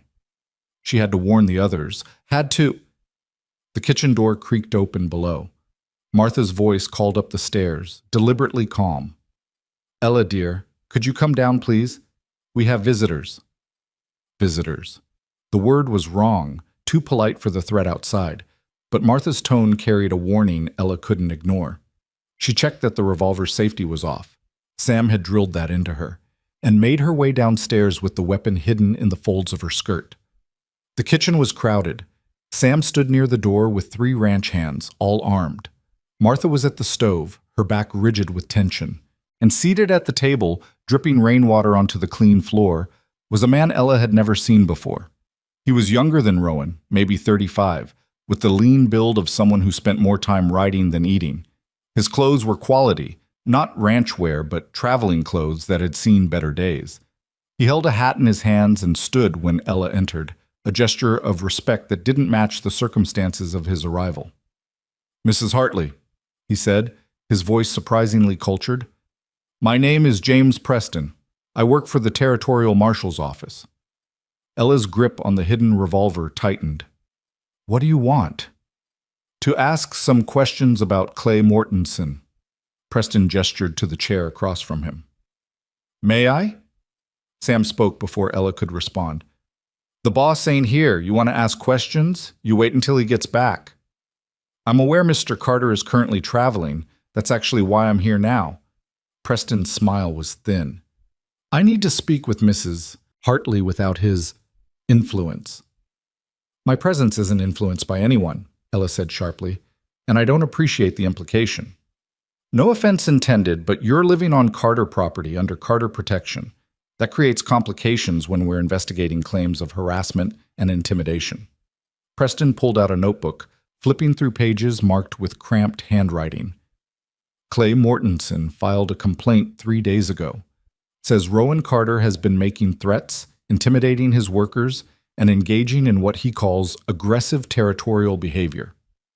"That's a lie." The words burst from Ella before she could stop them. "Is it? Because Mr. Carter did ride out to Blue Canyon with armed men. He did have a rather heated conversation with Mortenson's water crew, and he did make statements that could be interpreted as threatening Mortenson's operations." Mortensen tried to burn this ranch. Ella's voice rose despite her attempt to stay calm. His men attacked us, threatened my child, and you're here investigating Rowan? Preston's expression didn't change. I'm here investigating the facts. Mortensen claims his men were defending his property rights. Claims the fire was an accident, that his crew was chased off before they could explain themselves. That's... Ella bit off the curse, aware of Jonah sleeping upstairs. That's not what happened. Then tell me what did happen, from the beginning. Preston's pen was poised above his notebook. And please understand, Mrs. Hartley, I'm trying to get to the truth here.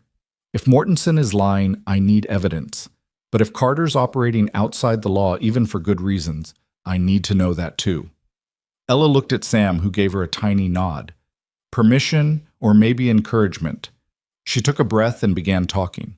She told him everything, the fire that destroyed her cabin, Rowan's rescue, Mortensen's claim on her land, the letter, the threats, the men with torches in the night. She spoke carefully, sticking to facts, aware that every word might be used to help or hurt the man who'd saved her life. Preston listened without interruption, his pen moving steadily across the pages. When Ella finished, he closed the notebook and studied her with uncomfortably sharp eyes. You care about him, he said. Not a question. That's not relevant to your investigation. It's relevant to your testimony. If there's a romantic relationship, it compromises your credibility as a witness. Heat flooded Ella's face. There is no relationship. Mr. Carter has been nothing but honorable. But you want there to be. Preston's smile was knowing. I'm not judging, Mrs. Hartley. God knows if a man pulled me from a fire and fought my battles, I'd probably feel something too. I just need to know where the facts end and the feelings begin. The facts, Ella said coldly, are that Clay Mortensen is a bully who preys on people weaker than himself. And Rowan Carter is a man who is willing to stand up to that bully when no one else would. If that makes him a criminal in your eyes, then your definition of justice is badly broken. Preston studied her for a long moment, then surprisingly smiled. Fair enough. For what it's worth, Mrs. Hartley, I don't think Carter's the villain here, but I have to follow the complaints I receive, even when they come from men like Mortensen. He stood, tucking the notebook into his jacket. I'll file my report. It'll note that you and multiple witnesses corroborate the threats and arson attempt. Should help your lawyer with the land claim. Will it stop Mortensen? That depends on Carter. Preston moved toward the door, then paused. Tell him when he gets back. Tell him I said the law's on his side this time. But there's a line between defending what's yours and becoming what you're fighting against. He needs to stay on the right side of it. After the marshal and his men rode off, Sam locked the door with particular emphasis. Boss ain't gonna like that the law came sniffing around while he was gone. Boss isn't here, Martha said tartly. Ella handled it just fine. But Ella wasn't sure she had.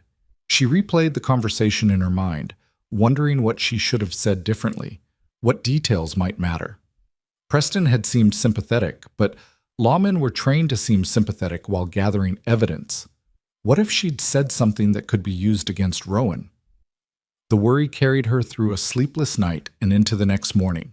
By noon, she was exhausted and jumpy, startling at every sound. Martha finally ordered her to take a nap, promising to watch Jonah and wake her if anything happened. Ella was climbing the stairs when she heard it. Horses again, but different this time. Familiar. She ran to the window, and her heart leaped at the sight of Rowan riding through the gate, Sam beside him, all 5 men accounted for, and apparently unharmed.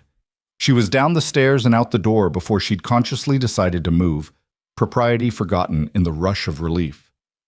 Rowan dismounted as she reached him, and for a heartbeat they just stared at each other, this man and woman who'd become essential to one another without quite meaning to. "You're back," Ella said stupidly. "I'm back." Rowan's eyes traveled over her face like he was checking for damage. "Everything all right here?" "Yes." "No," the marshal came. She saw him stiffen, saw the instant calculation in his eyes.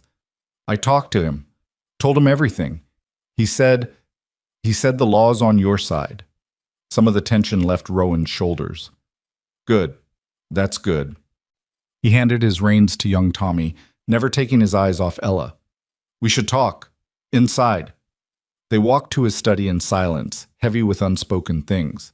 Once the door closed behind them, Rowan moved to the window, his usual position when he needed distance to think clearly. Mortensen withdrew his claim, he said abruptly. Signed papers this morning, filed them with the territorial office by noon. Your land is yours, free and clear. The words should have brought joy, relief, celebration. Instead, Ella felt strangely hollow. What did you do? Had a conversation. Rowan's voice was carefully neutral. Showed him some survey maps. Mentioned that his water pipes ran through territory he didn't actually own. Suggested that if he continued to harass people under my protection, those pipes might develop unfortunate leaks. You threatened him. I negotiated. Now he did turn to face her. There's a difference. Is there? The marshal said, I know what the marshal said. Preston's a good man, tries to do things by the book. But sometimes the book doesn't account for men like Mortensen who use legal systems as weapons. Rowan's jaw was tight. I did what needed doing. No one got hurt. Mortensen keeps his water. You keep your land. Everyone walks away intact. Except now he hates you even more. He already hated me. At least now he fears me too. Rowan moved closer, his expression softening slightly. Ella, this is how things work out here. The law only reaches so far. After that, it's will and strength and being willing to do what others won't. I know. And she did.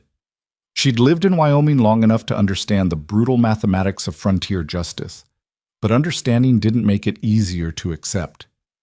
I don't want you becoming something you're not because of me. I became what I am long before I met you.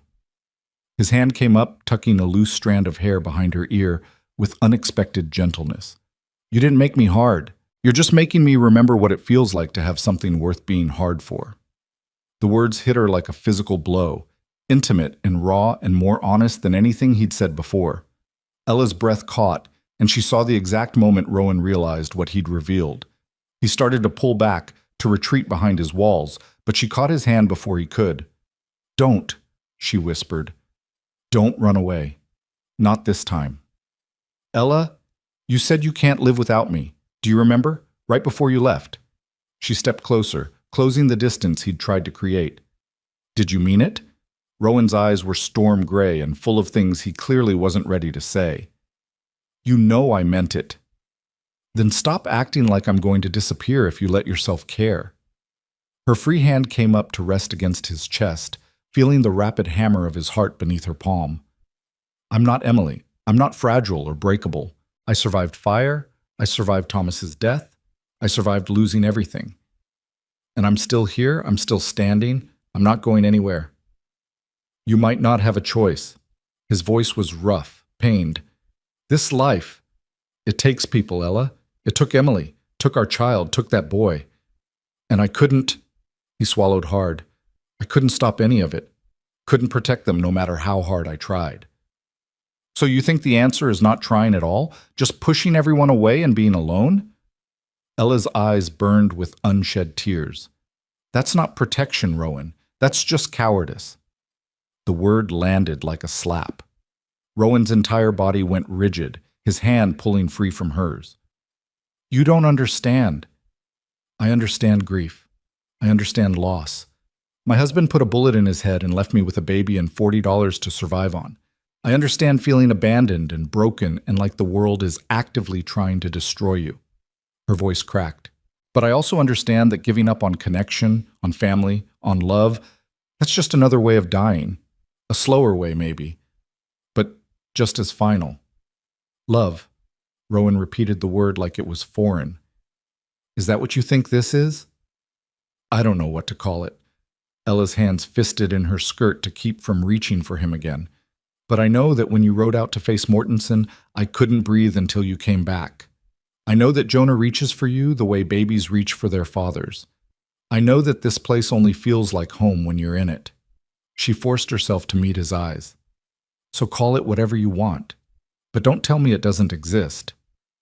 Silence stretched between them, thick with tension and possibility. Rowan looked at her like she was something miraculous and terrifying, like she'd just handed him salvation with one hand and damnation with the other.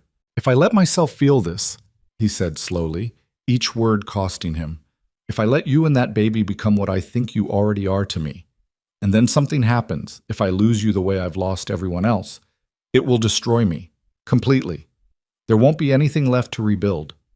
And if you don't let yourself feel it," Ella took a step closer, "if you push us away, and we leave like you want, and you spend the rest of your life alone in this big house wondering what might have been, will that destroy you any less?" She saw the answer in his eyes before he spoke it, the truth that he'd been running from since the moment he'd pulled her from that fire. He was already destroyed by loneliness, already broken by isolation. The only question was whether he'd let someone help put the pieces back together. "I don't know how," Rowan whispered. "How to do this. How to be this." "Neither do I." Ella's hand found his again, threading their fingers together. "But maybe we can figure it out together. Maybe that's what family is. People who don't have all the answers but refuse to give up on each other anyway." Rowan's other hand came up to cup her face, his thumb tracing her cheekbone with devastating tenderness. "You're asking me to be brave. I'm asking you to try. That's all. Just try." For a moment, Ella thought he might actually kiss her. She could see the want in his eyes, the way his gaze dropped to her mouth and his breath hitched. But instead, he pulled her into his arms. A fierce, desperate embrace that spoke of need and fear and stubborn hope all tangled together. "I'm not good at this," he said against her hair. "I'm going to mess it up. I'm going to be too protective, or too distant, or too broken. I survived fire, remember?" Ella's arms wrapped around his waist, holding him like she could keep him from running through sheer force of will. "I can handle difficult." They stood like that, wrapped in each other, while the afternoon light slanted through the windows and the ranch carried on around them. It wasn't a declaration of love or a promise of forever, but it was a beginning, a crack in the armor Rowan had built around his heart. And through that crack, something fragile and precious was starting to grow. The sound of a baby crying filtered down from upstairs. Ella pulled back reluctantly, already moving toward the door. "That's Jonah. He's probably hungry." "Wait," Rowan caught her hand. "After. Once he's settled. Come back, please." The please undid her. This man who commanded empires and faced down outlaws was asking, not demanding, asking for her company. Ella nodded, not trusting her voice, and hurried upstairs. She found Jonah red-faced and furious, his small fists waving in outrage at the injustice of having to wait for food. Ella settled into the rocking chair and began nursing him, her mind still replaying the conversation with Rowan. He'd admitted he cared, more than cared, needed, and she'd pushed him, hard, refusing to let him hide behind fear. Had she gone too far? Should she have been more patient, more understanding of his wounds? But patience hadn't gotten them here. Honesty had. Raw, uncomfortable honesty that forced them both to acknowledge what was building between them, whether they wanted it or not. "Your mother's falling for a cowboy," Ella whispered to Jonah. "And he's falling right back. What do you think about that?" Jonah's answer was to grab her finger and squeeze, his gray eyes, so like Thomas's but somehow entirely his own, watching her with that serious baby intensity. He didn't care about complications or broken hearts or the logistics of building a life with a man she barely knew. He only cared that his stomach was full and his mother was close and the world felt safe. Maybe that was the lesson. Maybe that was what Rowan needed to learn.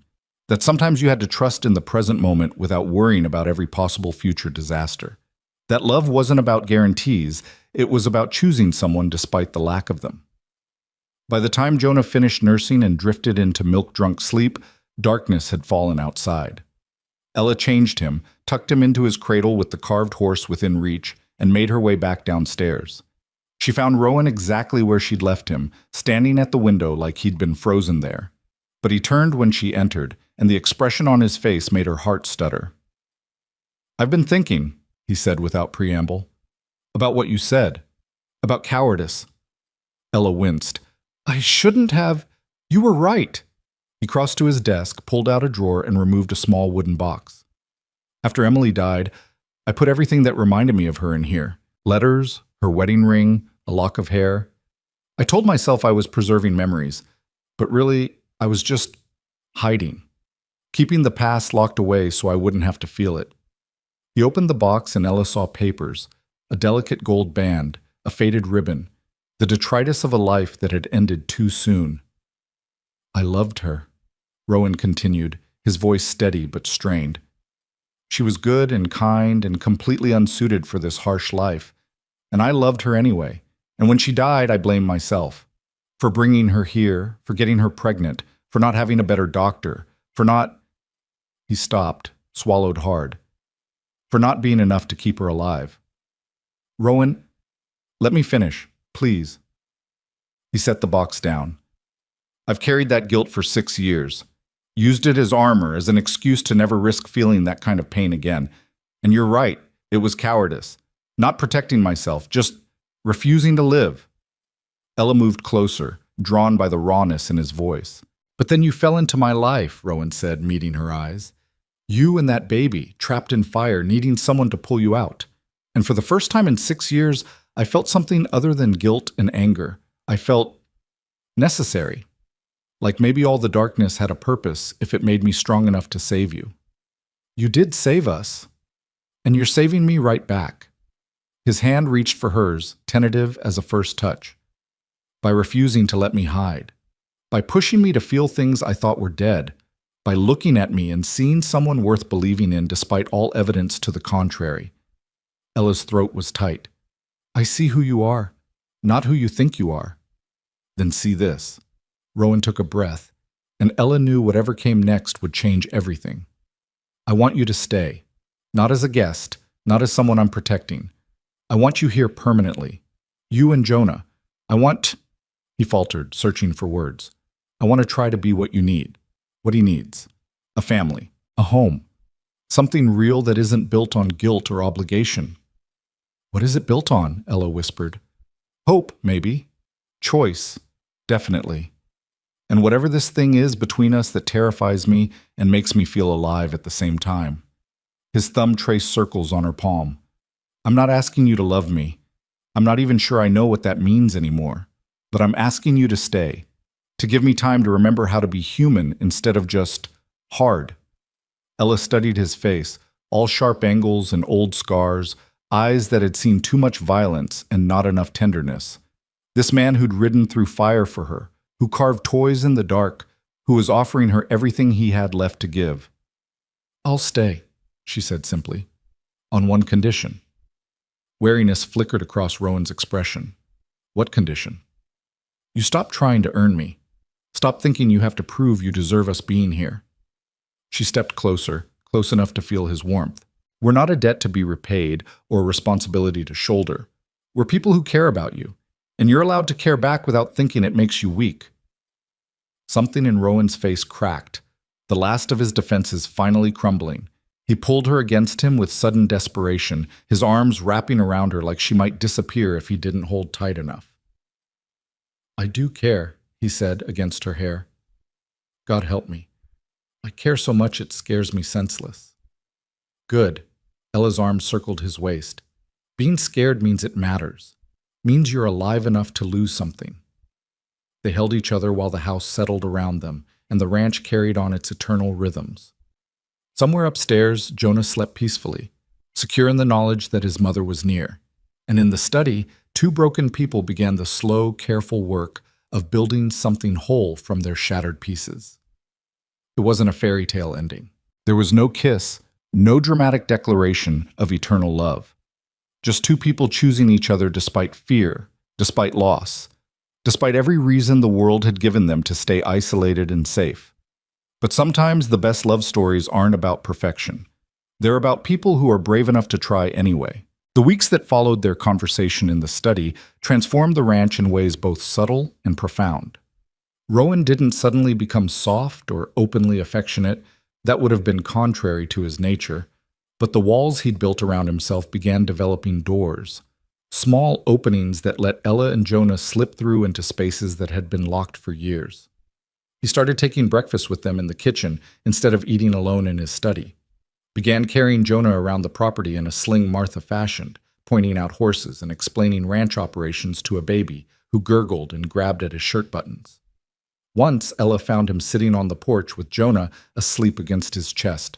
One large hand curved protectively around the small body, and the expression on Rowan's face was so tender it made her eyes sting. But trust, once broken by loss, doesn't heal overnight. Rowan still checked on Jonah compulsively, still tensed whenever Ella left his sight for too long, still woke from nightmares he refused to discuss. The fear of losing them hadn't disappeared. It had just learned to coexist with hope. November brought the first serious snow, transforming the ranch into something otherworldly. Ella stood at her bedroom window one morning, watching white fall from gray skies, and realized with a start that she'd been at Carter Ranch for nearly 3 months. 3 months since the fire had destroyed everything she'd known. 3 months since a stranger on a black horse had pulled her from certain death. Except Rowan wasn't a stranger anymore. He was the man who carved toys for her son, who taught her to shoot and insisted she carry a weapon even though Mortenson's threats had faded to nothing, who looked at her across the dinner table with an intensity that made her forget how to breathe. The man she was falling in love with, if she was honest with herself. The realization should have terrified her. Thomas had been dead less than a year, and here she was developing feelings for another man. But Thomas had been broken long before he died, had stopped being a husband in any meaningful sense months before he pulled that trigger. Grief for what he'd been competed with relief that she'd survived what he'd become. And Rowan was nothing like Thomas. Where her husband had been weak and bitter, Rowan was strong and steadfast. Where Thomas had blamed the world for his failures, Rowan took responsibility for everything, sometimes too much responsibility, carrying guilt that wasn't his to bear. "You're thinking too loud." Ella startled, turning to find Martha in the doorway with an armful of clean linens. The older woman's knowing smile suggested she'd read every thought on Ella's face. "Just watching the snow," Ella said too quickly. "Mm-hmm. And I'm just delivering sheets." Martha set the linens on the bed. "You know, the boss has been different since you came. Lighter. Like he's remembering what it feels like to be alive instead of just surviving." "Martha, I'm not prying. Well, maybe a little." Martha's expression softened. "But I've known that man for 20 years. Watched him build this empire. Watched him fall in love. Watched him break when he lost everything. And I've watched him these past 3 months with you and that baby. And I see something I haven't seen in 6 years." "What's that?" "Hope." Martha moved to the window, standing beside Ella to watch the snowfall. "He's hoping again. Letting himself imagine a future that isn't just duty and loneliness. That's because of you." "I'm not sure that's fair to him," Ella said quietly, "putting that kind of expectation on what we are." "And what are you?" The question hung in the air. Ella didn't have an answer. They weren't courting, not formally. But they weren't just friends either. They existed in some undefined space between gratitude and affection, between protection and partnership. "I don't know," Ella admitted. "But whatever it is, it matters." "Then maybe it's time to define it." Martha's hand squeezed Ella's shoulder. "Before winter sets in and makes everything harder. Before the isolation and the cold give fear a chance to grow again." That evening, after Jonah was asleep and the ranch had settled into quiet, Ella found herself standing outside Rowan's study door. She'd been there dozens of times before, but this felt different, weighted with possibility and risk. She knocked. His voice called permission to enter.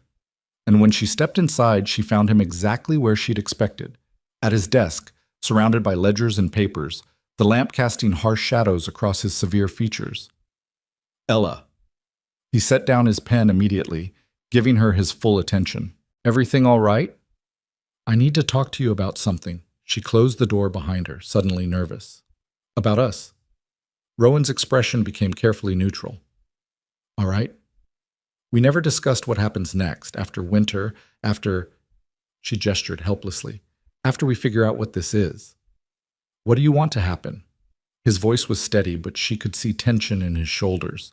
Ella moved closer, perching on the edge of his desk so she could see his face clearly. "I want Jonah to grow up here. I want him to learn to ride from old Pete and bother the ranch hands for stories. I want him to run wild in these fields and learn what it means to build something with your own hands." "He can have that," Rowan said immediately. "I already told you. This is your home for as long as you want it." "But what about me?" The question emerged softer than she'd intended. "What do you want for me, Rowan?" He looked at her for a long moment, and she watched him wrestle with words that clearly didn't come easy. When he finally spoke, his voice was rough. "I want you to be happy, safe. I want you to have choices instead of just survival.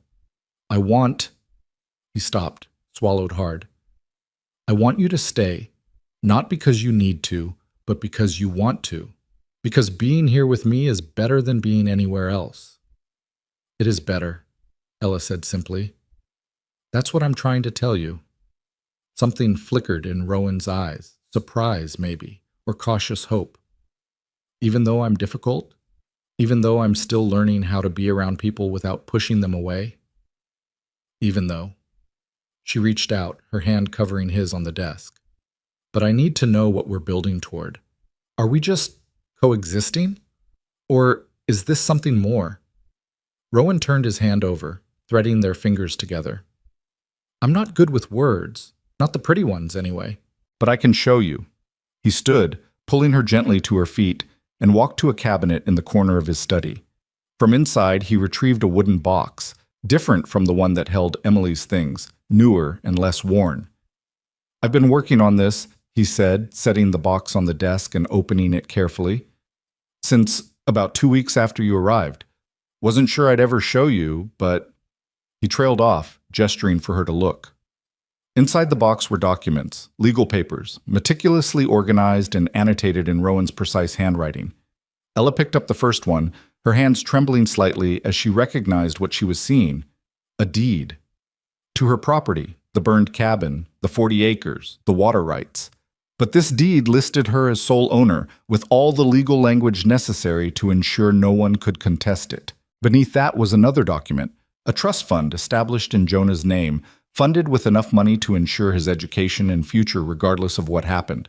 And beneath that, most surprising of all, was a contract transferring ownership of 50 acres of prime Carter ranch land into Ella's name. No conditions, no stipulations, just legal title to property worth more money than she'd see in 3 lifetimes. "Rowan, I can't," her voice caught. "This is too much." "It's not enough." He moved to stand beside her, his shoulder brushing hers. "Your land gives you independence. The trust gives Jonah security. And the ranch land," he paused, "that gives you power. Real power. Not just the kind that comes from being under someone's protection. If you own part of Carter Ranch, you're not a guest here. You're a partner." "Why?" Ella set the papers down carefully. "Why would you do this?" "Because I need you to know you have choices." Rowan turned to face her fully.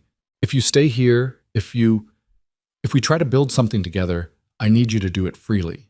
Not because you're trapped or dependent or grateful, but because it's what you actually want. And if I want to leave, if I take all this and walk away—" Pain flickered across his face, but his voice stayed steady. "Then you leave. And I'll know that at least I gave you the means to choose your own life." Ella studied him. This man who was giving her everything while asking for nothing in return, who was so terrified of trapping her that he'd rather lose her than see her stay out of obligation. The gesture was so fundamentally Rowan, so perfectly aligned with who he was beneath all the hardness and fear. "You're an idiot," she said softly. Rowan blinked. "What?" "A beautiful, noble, self-sacrificing idiot." She moved closer, close enough to feel his warmth. "You think giving me the means to leave will somehow protect your heart when I stay? You think I don't see what you're really doing here? And what am I doing? Showing me that you love me without having to say the words out loud." Ella's hand came up to rest against his chest, feeling his heart hammer beneath her palm. "Because you're scared that if you say it, if you make it real, fate will take it away again." Rowan's jaw tightened. "Maybe I am. Then I'll say it first." Ella took a breath, diving into the deep end without knowing if he'd follow.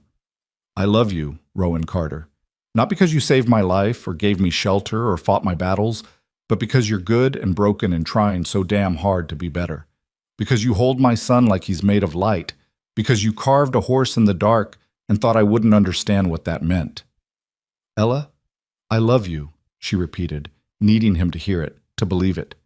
And I'm staying, not because of deeds or money or security, but because being with you feels like home in a way nothing else ever has. Because when you're gone, the world feels less solid. Because you make me want to be brave enough to try again. Rowan stood frozen, his expression raw and overwhelmed. Then slowly, his hands came up to frame her face with devastating gentleness. I don't deserve you, he whispered. Probably not, but you're getting me anyway. Ella smiled through the tears blurring her vision. So you might as well get used to it. And finally, Rowan Carter let himself do what he'd been wanting to since the moment she'd walked into his study weeks ago. He kissed her. It wasn't gentle or tentative.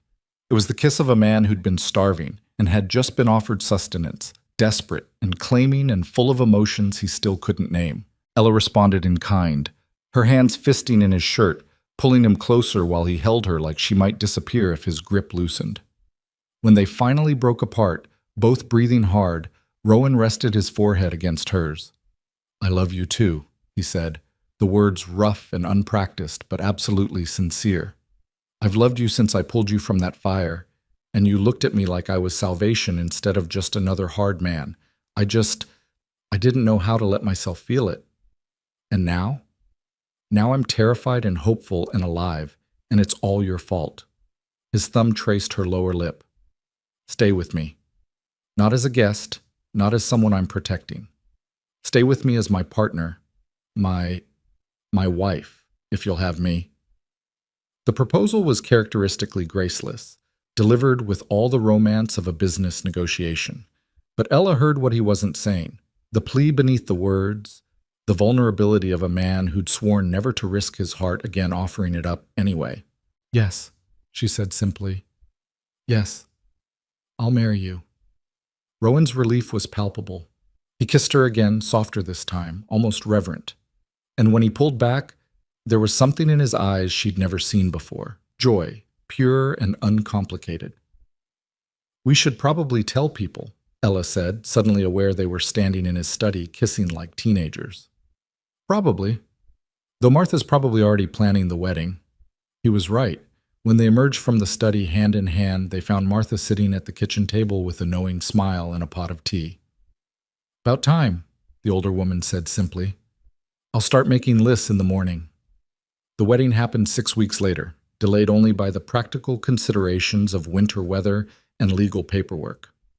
Catherine Wells handled the documentation with professional efficiency, ensuring that Ella's legal status was ironclad before the ceremony. The deeds were filed, the trust established, and every possible protection put in place.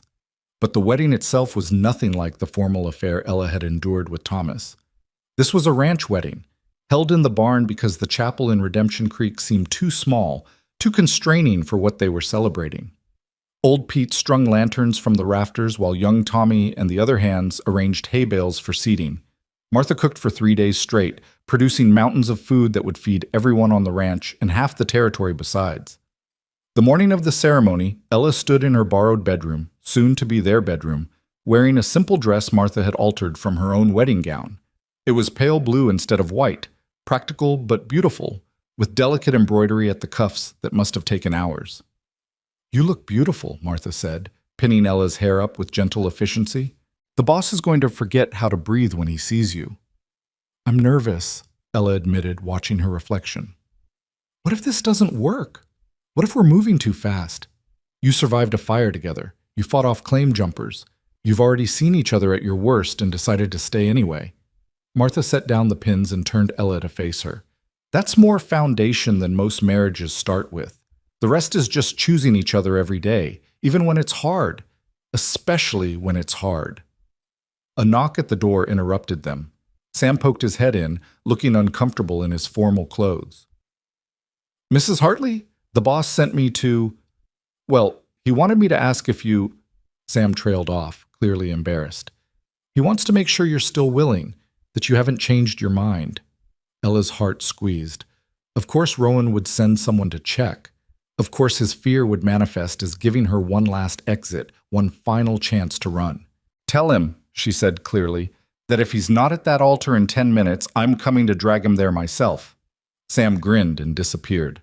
Martha chuckled while pinning a simple wreath of winter greens in Ella's hair. That man is going to spend the rest of his life waiting for you to realize you could do better. Your job is to keep proving him wrong. The walk to the barn felt surreal. The sun was setting, painting the snow-covered landscape in shades of pink and gold. Ranch hands lined the path, tipping their hats as Ella passed with Jonah bundled against her chest in the sling.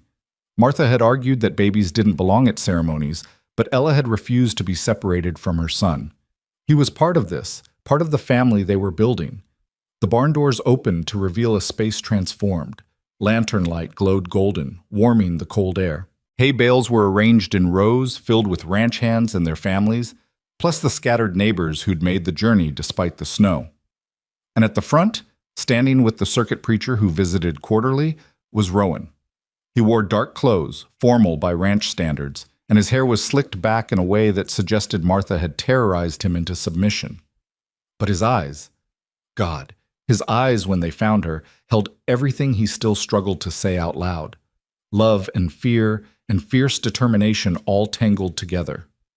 Ella walked down the makeshift aisle with her head high, aware that everyone was watching but only caring about the man waiting for her. When she reached him, Rowan's hand came up to touch Jonah's head gently before taking her hand. "You came," he said quietly, for her ears only. "Did you really think I wouldn't? Part of me has been waiting for you to realize what a bad bet I am. Then that part of you is about to be disappointed." Ella squeezed his hand. "I'm here, Rowan. I'm staying. Get used to it." The preacher cleared his throat, clearly amused by their whispered conversation. "Shall we begin?" The ceremony was brief and practical, befitting a frontier wedding. No lengthy sermons about obedience or submission, just simple vows about partnership and commitment, about choosing each other through whatever came next. When the preacher asked if Rowan would take Ella as his wife, his "I do" was so fierce it carried to the rafters. And when he asked Ella the same question, she answered clearly, "I will, absolutely and without reservation." The kiss that sealed their marriage was appropriate for public consumption, brief and chaste, and nothing like the desperate kisses they'd shared in private. But the promise behind it was clear. This was a beginning, not an ending, the start of something they'd build together, day by difficult day. The celebration that followed was joyous and chaotic. The barn filled with music from a fiddle player old Pete had rustled up from somewhere. Food appeared on long tables. Martha's roast beef and fresh bread, pies and cakes contributed by neighboring ranches, and enough whiskey to warm everyone against the cold. Ranch hands danced with neighbors' daughters, while Rowan and Ella were toasted and teased in equal measure. Through it all, Jonah watched everything with wide eyes, eventually falling asleep against Rowan's chest while the celebration continued around them. And Ella, watching her new husband hold her son with such casual tenderness, felt something settle deep in her chest. This was right. This family they were building from ash and hope, this was worth every risk. When the dancing finally wound down and the last guest departed into the winter night, Rowan carried Jonah upstairs while Ella followed. Together they settled the baby in the cradle that had been moved into the master bedroom. Their bedroom now, though it would take time to think of it that way. "He's getting big," Rowan said softly, tucking the carved horse beside Jonah's sleeping form. "Won't be long before he's walking, and then we'll never rest again." Ella moved to stand beside him, her shoulder brushing his. "Are you ready for that? For all of it? The noise and chaos and complete lack of privacy that comes with raising a child?" "Probably not." Rowan's arm came around her waist, pulling her close. "But I'm willing to try, and I've got you to help me figure it out." They stood there for a moment, watching Jonah sleep, both aware that their wedding night was waiting, but neither quite ready to leave this peaceful scene. "I want more," Ella said suddenly. "More children, I mean, if we can. I want this house filled with noise and life and all the things you've been missing." Rowan tensed slightly. "After what happened to Emily, I know, and I know that scares you." She turned in his arms to face him. "But we can't let fear make all our decisions. We can get better doctors, take precautions, or we can adopt. There are always children who need homes. But I'm not going to let Emily's tragedy define our future. You're asking me to risk losing you. I'm asking you to trust that we're strong enough to survive whatever comes. Her hands framed his face. I'm not fragile, Rowan. I'm not going to break. And I'm not going to leave you alone in this life. He studied her face in the lamplight, and she could see him wrestling with old fears and new possibilities. Finally, slowly, he nodded. All right, but we do this smart. Good doctors, proper care, and if anything seems wrong, we'll be careful, Ella promised. Both of us. Together. The winter that followed their wedding was harsh but beautiful. Snow piled high enough to bury the fences, and the temperature dropped so low that water froze solid in the troughs. But inside the ranch house, warmth flourished. Rowan taught Ella to manage the ranch books, showing her the intricate balance of costs and profits that kept the empire running. She taught him to laugh again, to find joy in small moments, Jonah's first steps, a perfectly risen loaf of bread, the way the sunrise painted the snow pink. Spring arrived slowly, grudgingly, melting the snow inch by stubborn inch. And with spring came the task of rebuilding Ella's old property. The burned cabin was razed completely, the ash cleared away. In its place, they built something new, a small house, sturdy and weatherproof, with glass windows and a real floor and all the things Thomas had promised but never delivered. What will you do with it? Rowan asked one afternoon, standing beside her to survey the finished structure. Rent it, maybe, or let one of your married hands use it. Ella leaned against him, comfortable with casual contact now, in a way she hadn't been at the beginning. It's mine, but I don't need to live in it. I have a home already. Good. His arm came around her shoulders. Because I'm not letting you go anywhere. Still afraid I'll disappear? Every damn day. He said it like an admission, like something he was learning to live with. But I'm getting better at believing you when you say you're staying. By summer, the ranch had taken on a new character. Ella's influence was visible everywhere. In the garden she'd planted behind the house, in the mended curtains and fresh paint, in the way the bunkhouse now had actual beds instead of just hay and blankets. She'd earned the respect of the ranch hands through competence rather than position, proving she could doctor a sick horse and balance ledgers with equal skill. And Jonah thrived, growing into a sturdy toddler who followed old Pete around like a devoted shadow and had absolutely no fear of horses despite being smaller than their legs. He called Rowan Da in a baby babble way that made the hardened rancher's eyes suspiciously bright, and he owned every inch of Carter Ranch with the confidence of a child who'd never known anything but love. The letter arrived in August, carried by a traveling circuit rider who'd picked it up in Cheyenne. It was addressed to Rowan but marked urgent, and the seal was official, territorial government business.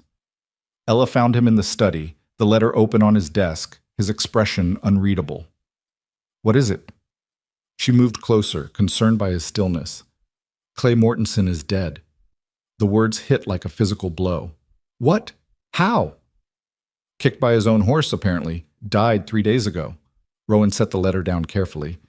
The territorial office is informing me because they found documents in his office. Plans for another attack on this ranch. Contracts with hired guns. Evidence of bribery and intimidation going back years. They're investigating? They already did.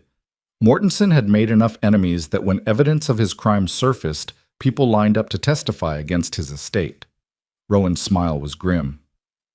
He's been stealing water rights, intimidating homesteaders, bribing officials, everything we suspected, and more. Does this change anything for us? It means the fight's over. Really over. No more threats, no more watching the horizon for trouble. He pulled her into his arms, and she felt the tension drain from his body. We're safe, Ella. You and Jonah, and everything we've built. It's all safe now. That night, they sat on the porch as they had so many times before, watching the sun set over land that stretched farther than the eye could see. Jonah dozed between them, his small hand clutched around Rowan's finger. Tell me something, Ella said into the comfortable silence. That night in the fire, when you rode in to save us, what made you come that direction? You couldn't have known we were there. Rowan was quiet for a moment, considering. I was riding the perimeter, checking for spot fires. And I heard it, thought it was an animal at first, caught in the flames, But something made me push through anyway, even when it seemed impossible. He looked at her, his eyes reflecting the last of the daylight.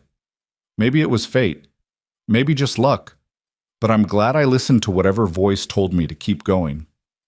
So am I. Ella leaned her head against his shoulder. Because I was ready to give up. Had already given up, really. I was just waiting for the end.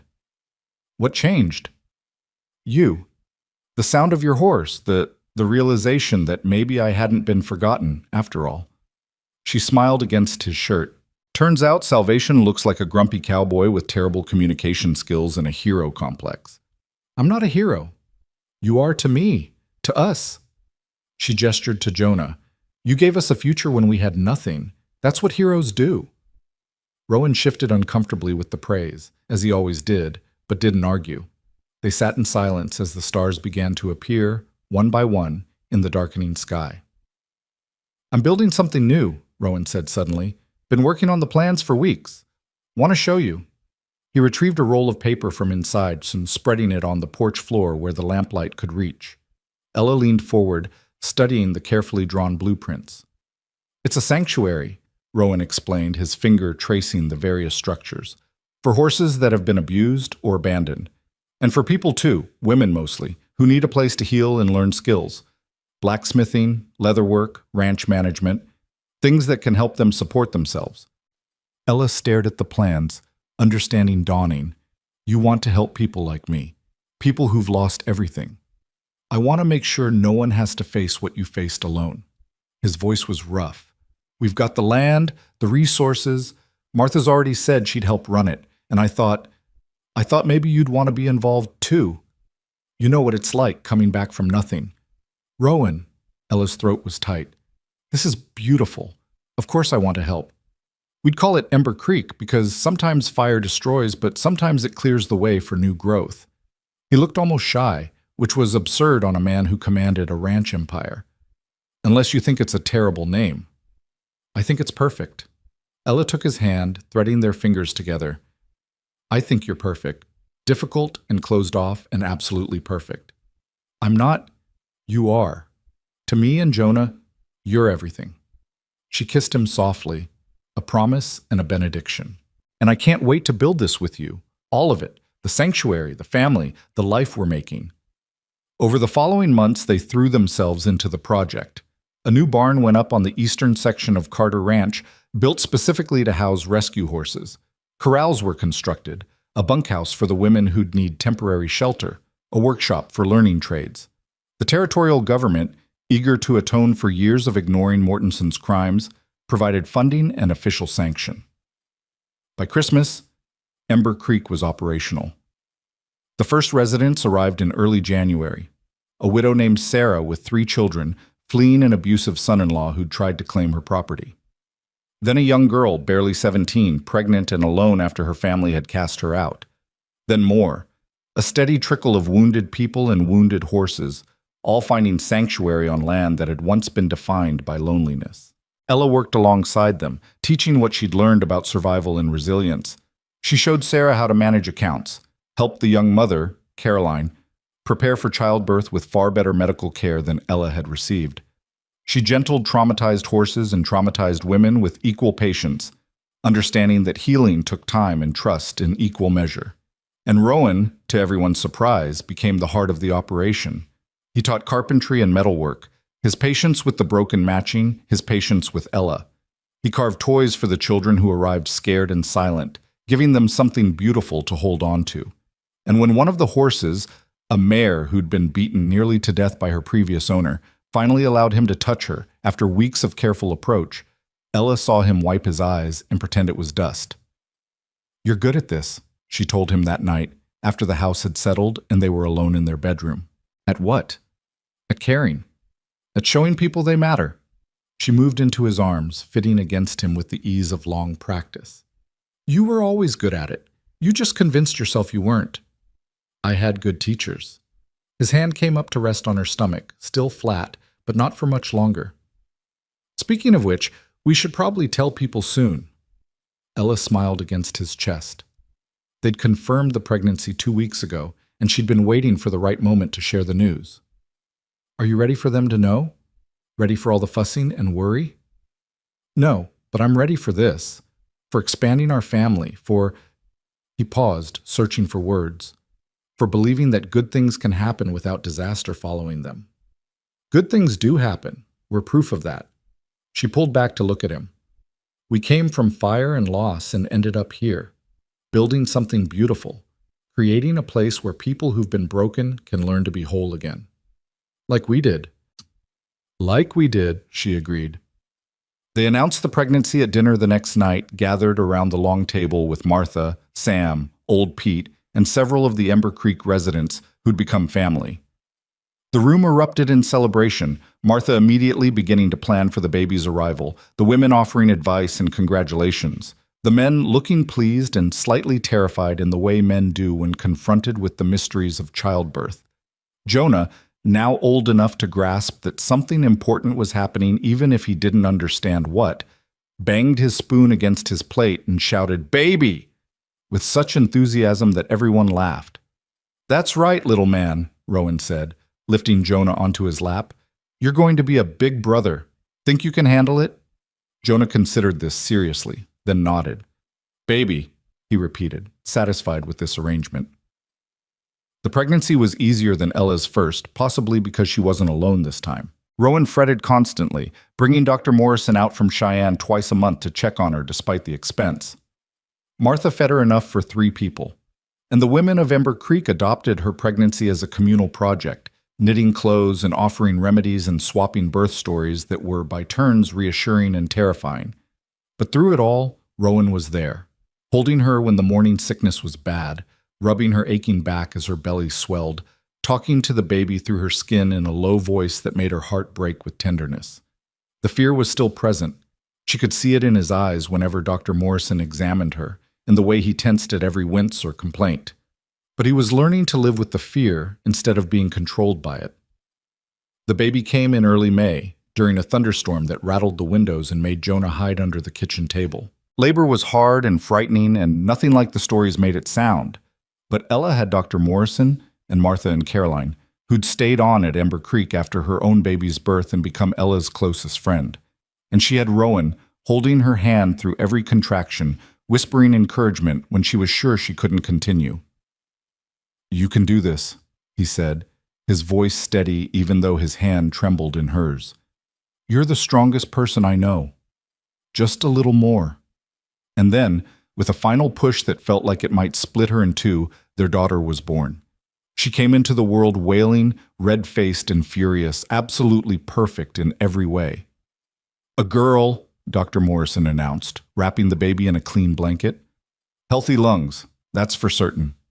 Rowan stared at the small bundle like he'd never seen a baby before, his face cycling through emotions faster than Ella could track.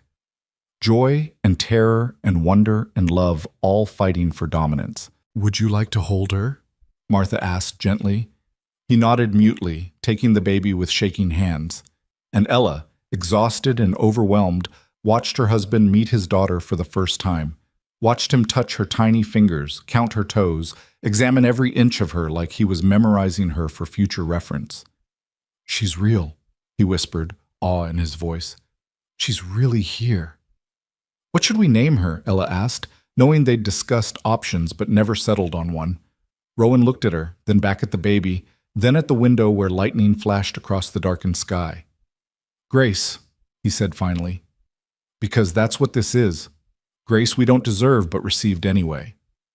So Grace Carter entered the world during a thunderstorm, immediately beloved by a mother who'd survived fire, a father who'd survived loss, and a brother who took one look at her and announced, "My baby," with such possessive certainty that everyone laughed.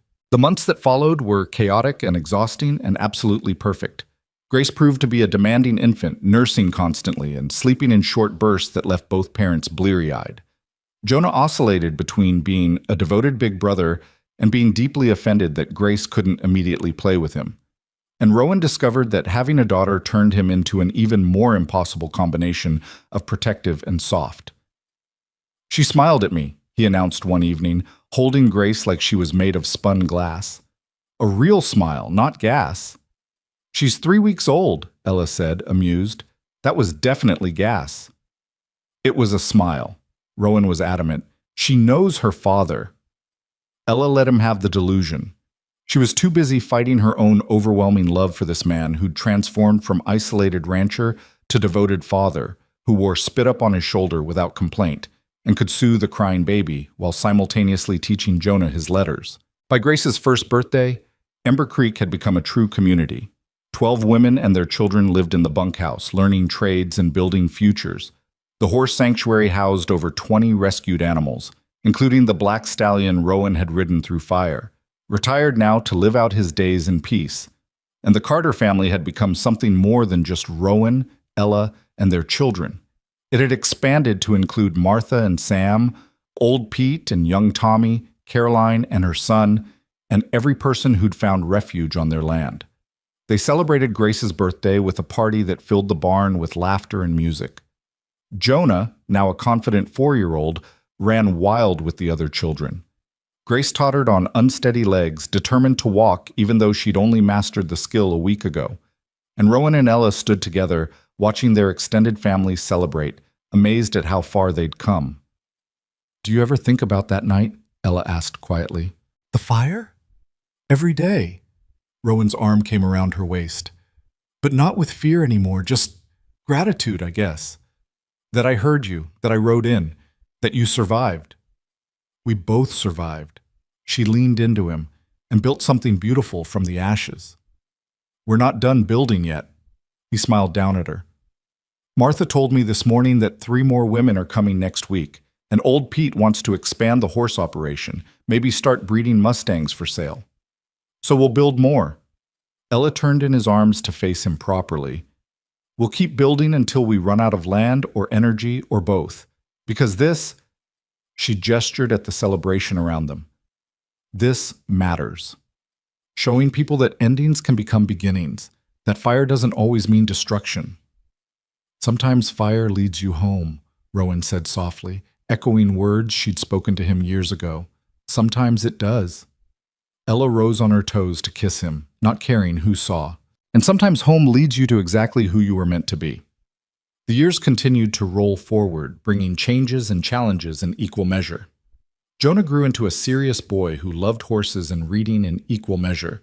Grace proved to be fearless and stubborn, climbing things she shouldn't and arguing with anyone who told her she couldn't. A third child arrived, a son they named Thomas, in honor of Ella's first husband and as a reminder that even failed dreams deserve recognition. Ember Creek flourished, becoming known throughout the territory as a place of second chances. Women arrived broken and left strong, equipped with skills and confidence. Horses arrived scarred and left gentle, ready for new families. And Carter Ranch remained the foundation for it all, prosperous and productive and full of life. Through it all, Rowan and Ella built their partnership day by difficult day, learning each other's rhythms and patterns. They fought sometimes, about money, about parenting, about the balance between ranch business and Ember Creek, but they always came back to each other. Always chose each other, even when it was hard. On their 10th anniversary, Rowan surprised Ella with a gift. Not jewelry or flowers, but something far more precious, a bound journal, its pages filled with entries in his careful handwriting. "What is this?" she asked, turning the pages carefully. "Our story. Started writing it about 5 years ago, when I realized I wanted the children to know where they came from. How we began." He looked almost embarrassed. "Thought maybe someday they'd want to know that their parents weren't perfect, that we were broken people who found each other and decided that was enough to build on." Ella read the first entry, dated from the night of the fire, and her throat grew tight. He'd captured everything, the fear, the desperate ride through flames, the moment he'd seen her collapsed beneath that tree with Jonah clutched to her chest. "You rode into hell for us," she said, echoing the journal's words. "Best decision I ever made." Rowan pulled her close. "Because it led me to this, to you and the children, to Ember Creek, to a life I never imagined I deserved." "You deserve it all." Ella pressed a kiss to his jaw. "Every bit of happiness, every moment of peace. You earned it." "We earned it," he corrected, "together." And that was the truth they'd built their life on. Not that one person saved another, but that they'd saved each other. That love wasn't about grand gestures, but about choosing partnership every single day. That family was something you built with intention and patience and stubborn hope. The sun set over Carter Ranch, painting the sky in shades of pink and gold. In the distance, horses grazed peacefully in the Ember Creek corrals. Closer, children's laughter drifted from the house where Martha was undoubtedly trying to wrangle them into bed. And on the porch, Rowan and Ella stood together, watching their empire settle into evening. "No regrets?" Ella asked. "Not a single one." Rowan kissed her temple. "You?" "Only that I didn't meet you sooner." "Everything in its time. We met when we needed each other most." And that was true. Fire had brought them together, fire and fate, and the kind of courage it takes to ride into flames for a stranger. But love had kept them together, had transformed two broken people into a family, into a community, into something that would outlast them both. Some fires destroy everything they touch, reducing whole lives to ash and memory. But some fires, the rare ones, the precious ones, burn away only what doesn't serve, leaving behind something stronger, something tempered by heat and hardship into permanence. Ella and Rowan had been forged in fire and refined by love. And the life they built, full of laughter and struggle, children and horses, second chances and stubborn hope, would stand as testament to what could grow from ashes when two people refused to give up on each other. Their story didn't end with a sunset. It continued in the children who ran through the ranch, in the women who found strength at Ember Creek, in every horse that learned to trust again, in the quiet moments of partnership that defined their days. But if there was one perfect moment, one point where everything they'd survived and built and become came together, it was this. Standing on the porch of their home, surrounded by evidence of their choices, knowing that they'd found exactly where they belonged, not despite the fire, but because of it, not in spite of their brokenness, but through it. Together, they'd built home from nothing, and that home would endure.